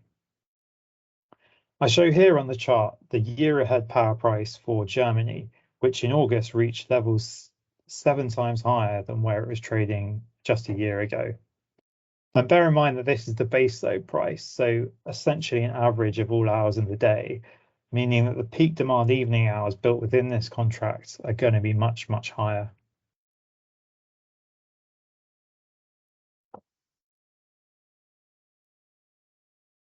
We believe that this year's energy market price volatility and the high wholesale gas prices we are currently seeing have shifted the outlook for gas's future role within global power systems. Gas prices appear likely to remain high for the foreseeable future, given the tightening supply availability, and it is clear now that nations should be taking steps to reduce their exposure to this market to avoid locking domestic consumers into a long-term future of high energy bills. Just to quickly demonstrate how quickly the situation has changed this year, I show on this slide 2 charts which are based on the modelling work we produced for a report we published in early February this year, focused on Poland's plans to build a whole fleet of new gas-fired power stations. We highlighted in that work that clearly now is not the time for nations to be committing to new large-scale gas projects, both in terms of a cost perspective, with new renewables increasingly competitive in Poland, and an energy security perspective, given the tensions that were building at the time. But the gas price moves we have seen since publishing that work have shown beyond doubt that committing to new gas would be a disastrous strategy. And we show in the top chart here just how far prices have moved above our base case assumptions for gas prices in that project. And then in the lower chart, we show in red our estimated short-run marginal costs for new gas plants in Poland today, against the yellow shading behind it, which represents solar PV costs at the bottom, up to onshore wind with battery storage capacity at the top. You can see there that we projected new gas to be competitive still with those dispatchable forms of renewables, but actually based on average gas prices over the past 6 months, we show in the far right-sided yellow bar where operating costs for new gas in Poland will actually have turned out. This essentially means that those inflection points I spoke about earlier in my methodology slides have now all been passed in Poland, and this period of gas price volatility we're experiencing is accelerating the rate at which fossil fuels are outcompeted on cost by renewables. So I'd now like to turn my attention to Asia for the final part of my presentation and take you through some of our recent work exploring the financial risks of long-term power sector gas investment in the continent. We believe that events in Europe this year will have significant ramifications for energy markets globally, but believe that Asia will be particularly impacted owing to its dependence on LNG for its gas fuel supply needs. The dynamics of the LNG market are changing by the day, and where trading was previously dominated by Asian buyers, we are now seeing shipments previously destined for Asian ports diverting towards Europe. Market price volatility for Northeast Asian LNG shipments had already been hugely volatile over the past year, owing again to the market upheaval and demand swings triggered by COVID-19. But the increased competition for cargoes we are now seeing is close to pulling prices above those record levels seen just under a year ago. Now, these are spot market values, and we fully accept that the majority of power generators and gas-dependent industry in Asia would have secured their fuel supply shipments at much lower prices several years in advance on long-term contracts. But we were also seeing some Asian buyers short on supplies being forced to buy on the spot market, with Nippon Steel recently paying the most ever for an LNG shipment into Japan. Long-term contracts protecting power generators and industry from the current high prices and volatility will also reach expiration at some point over the coming years.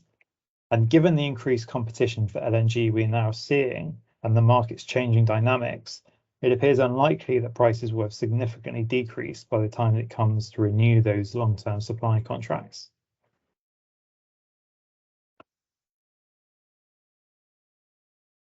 The LNG market's volatile nature and the risks of long-term exposure to it provided the basis for a report we published earlier this year entitled "Stop Fueling Uncertainty: Why Asia Should Avoid the LNG Trap." We concluded in this research that long-term dependence on LNG or gas of any form the power sector needs is increasingly risky, and that Asian nations should now be planning to reduce, not increase, their exposure to these markets. Any new gas plant capacity built now will lift consumer electricity bills, and in terms of investments, will be value destructive and result in a significant amount of capital stranding over the medium to long term. And instead of planning future power systems around the long-term use of gas, we concluded that Asian nations should grasp the abundant potential they have for renewable energy sector expansion, particularly in the offshore wind sector, with vast sea territories and strong wind speeds offering perfect conditions for growth in this area, where costs are rapidly falling. So for this report, we modelled the economics of both new and existing power sector gas plant capacity in South Korea, Japan, and Vietnam, and compared operating costs for these units against those for new renewables. I emphasise here that we believe that the risks of building new gas infrastructure of any form have never been higher than they are today, and that Asia's dependence on LNG makes it particularly exposed to the current price crisis we are experiencing. Gas plants operating in Asia will be facing the greatest levels of competition for their fuel supplies than at any point in the past, and so we do not forecast any decrease over time in the long-run marginal cost of running either new or existing gas plants for South Korea, shown here on the chart in the black and grey horizontal lines respectively. The grey bars on the chart then represent the estimated levelized cost of energy for new gas plant projects planned in the country, referenced by the year that they are due to start up. When using current prices for LNG, we project that any new gas plant projects starting up in South Korea now will be uncompetitive with solar, onshore wind, and even solar with battery storage capacity from day one, while new plants will also be outcompeted on cost by new offshore wind farms built from 2025 onwards. Both solar with storage and offshore wind are also projected to become cheaper overall investments than continuing to run South Korea's existing gas plant fleet by just 2024 and 2025 respectively, meaning it appears possible to start planning the phase out of power sector gas use in the country in line with its 2050 net zero target, knowing that dispatchable renewables are imminently going to become available at lower overall cost to the system than continuing to run fossil gas. So on the chart on this slide, we show estimated average revenues for the operating gas plant fleets of South Korea, Japan, and Vietnam against the diagonal coloured lines, which represent the new gas plant projects planned for build in the countries. For these projects to break even, they will require their operating costs to remain below that dotted line, indicating expected revenues. The 0% line marks our base case assumptions for our Stop Fueling Uncertainty research report, which were based on fuel prices recorded over the 2019 to 21 period. So from this, we can see that it was likely that new gas build in these countries was already likely to be unviable investments owing to insufficiently high revenues. What has become clear since publication, however, is that operating costs are now much closer to those red levels at the far top end of the coloured lines, given the gas price spikes we have experienced. And this essentially means that new gas units built in Asia will need to generate significantly higher revenues than in the past to break even, meaning that pressing ahead with these projects will result in higher consumer energy bills in the long run. We believe that these projects should be cancelled now to avoid locking consumers into these high bills and long-term exposure to the LNG market. Additionally, given the net zero by 2050 targets in place in these countries, new gas plants are unlikely to enjoy the long 30-year lifetimes that they have in the past, meaning that units may be forced to close even before original debt is repaid and capital costs are recovered. As a consequence, we project that across these three countries, a combined $69 billion is at risk of value destruction through investment in new power sector gas plant projects over the coming years. The vast majority of this is expected to be from projects based in Vietnam, but still some $11 billion is projected to be at risk if the new gas plant projects planned for build in South Korea proceed to development.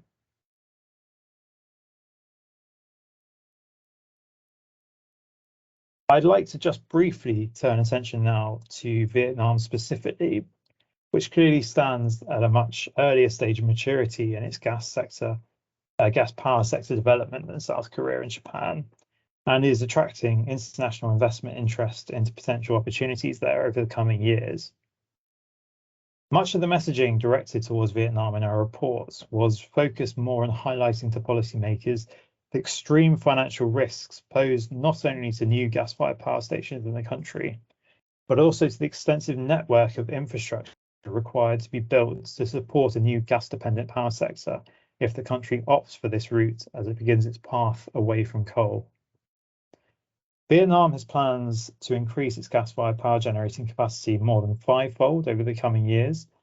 And as I say, this will not only require investment at the power plant level to deliver, but also significant levels of additional capital investment in the infrastructure needed to receive and regasify the LNG necessary to refuel the new capacity. All of Vietnam's existing gas plant capacity is fueled by domestic gas supplies rather than LNG. This essentially means that Vietnam's proposed gas plant projects are only viable if additional capex is spent on related LNG infrastructure. That said, even before these additional costs are taken into consideration, we project that as much as 98% of the planned pipeline is unlikely to be able to recover its initial investment, owing to insufficiently high power market revenues, unless the Vietnamese government provides power purchase agreements to the projects. This will, however, require Vietnam's electricity tariffs to be raised significantly to levels which are at least equal to the levelized cost of electricity for new gas. And given that the LCOE for new renewables is either already lower or will fall below that of new gas within the next year, PPAs for new gas, which lift consumer electricity bills, appear difficult to justify and should consequently be discarded. Essentially, this planned pipeline of new gas plant projects in Vietnam appears headed for economic disaster and should be cancelled. We believe that Vietnam's vast natural resources and potential for continued rapid development in the renewable energy sector instead provides the country with the opportunity to leapfrog gas as a primary energy source and plan now for a coal to clean transition. Just before I conclude, I would like to end my talk on a positive note. The opportunities for Asian nations within the offshore wind sector going forwards was one of the key messages we brought forward in our recent report. And this chart shows how quickly we foresee costs for the technology falling in South Korea, Japan, and Vietnam once the first few projects are developed. We've seen similarly rapid falls for other renewable technologies historically once they've started to be built at scale, and we believe offshore wind will follow a similar pathway. The green shaded area here represents the range of projected operating costs for the new build gas units planned in the region, and we can see that offshore wind costs could fall below the cost of running the majority of new gas plant projects before the end of this decade. We also believe that our estimates represent fairly conservative estimates for offshore wind operating costs, given that offshore wind farms are already being developed in Europe at cost levels of only around $80 per megawatt hour, while globally the average for the technology has already fallen below 95. Even in Asia, despite the lower levels of capacity thus far, we are seeing costs at comparable levels to this, with one Japanese project developer accepting a power purchase agreement at a price of only just above $100 per megawatt hour last year. South Korea's offshore wind potential is particularly huge, not only given its sea territory, but also given its existing maritime sector expertise and port facilities, which we believe lay the foundations for rapid sector growth. Offshore wind farms can deliver capacity factors of more than 40%, with this figure projected to reach levels well above 50% by the end of the decade, as turbine infrastructure continues to improve, meaning reliability and production levels are comparable to that of gas plant facilities, even without storage capacity installed. We have seen this year how quickly the geopolitical landscape can be altered and how gas supplies can be either weaponized or placed under international sanctions. And so planning a power system centered around generating electricity domestically, making use of natural resources, and thereby minimizing exposure to commodity price risk should be an urgent priority for policymakers globally. This strategy will not only have the advantage of helping to align nations with their net zero 2050 targets, but also now in improving their national energy security. So that concludes my presentation. Thank you very much again for the opportunity to speak to you today. Please do get in touch with me if you have any questions or would like to receive copies of any materials I've referenced here. All of our research is available for free and can be downloaded via our website, so please do take a look. Thank you again, and I do hope you enjoy the rest of the event today.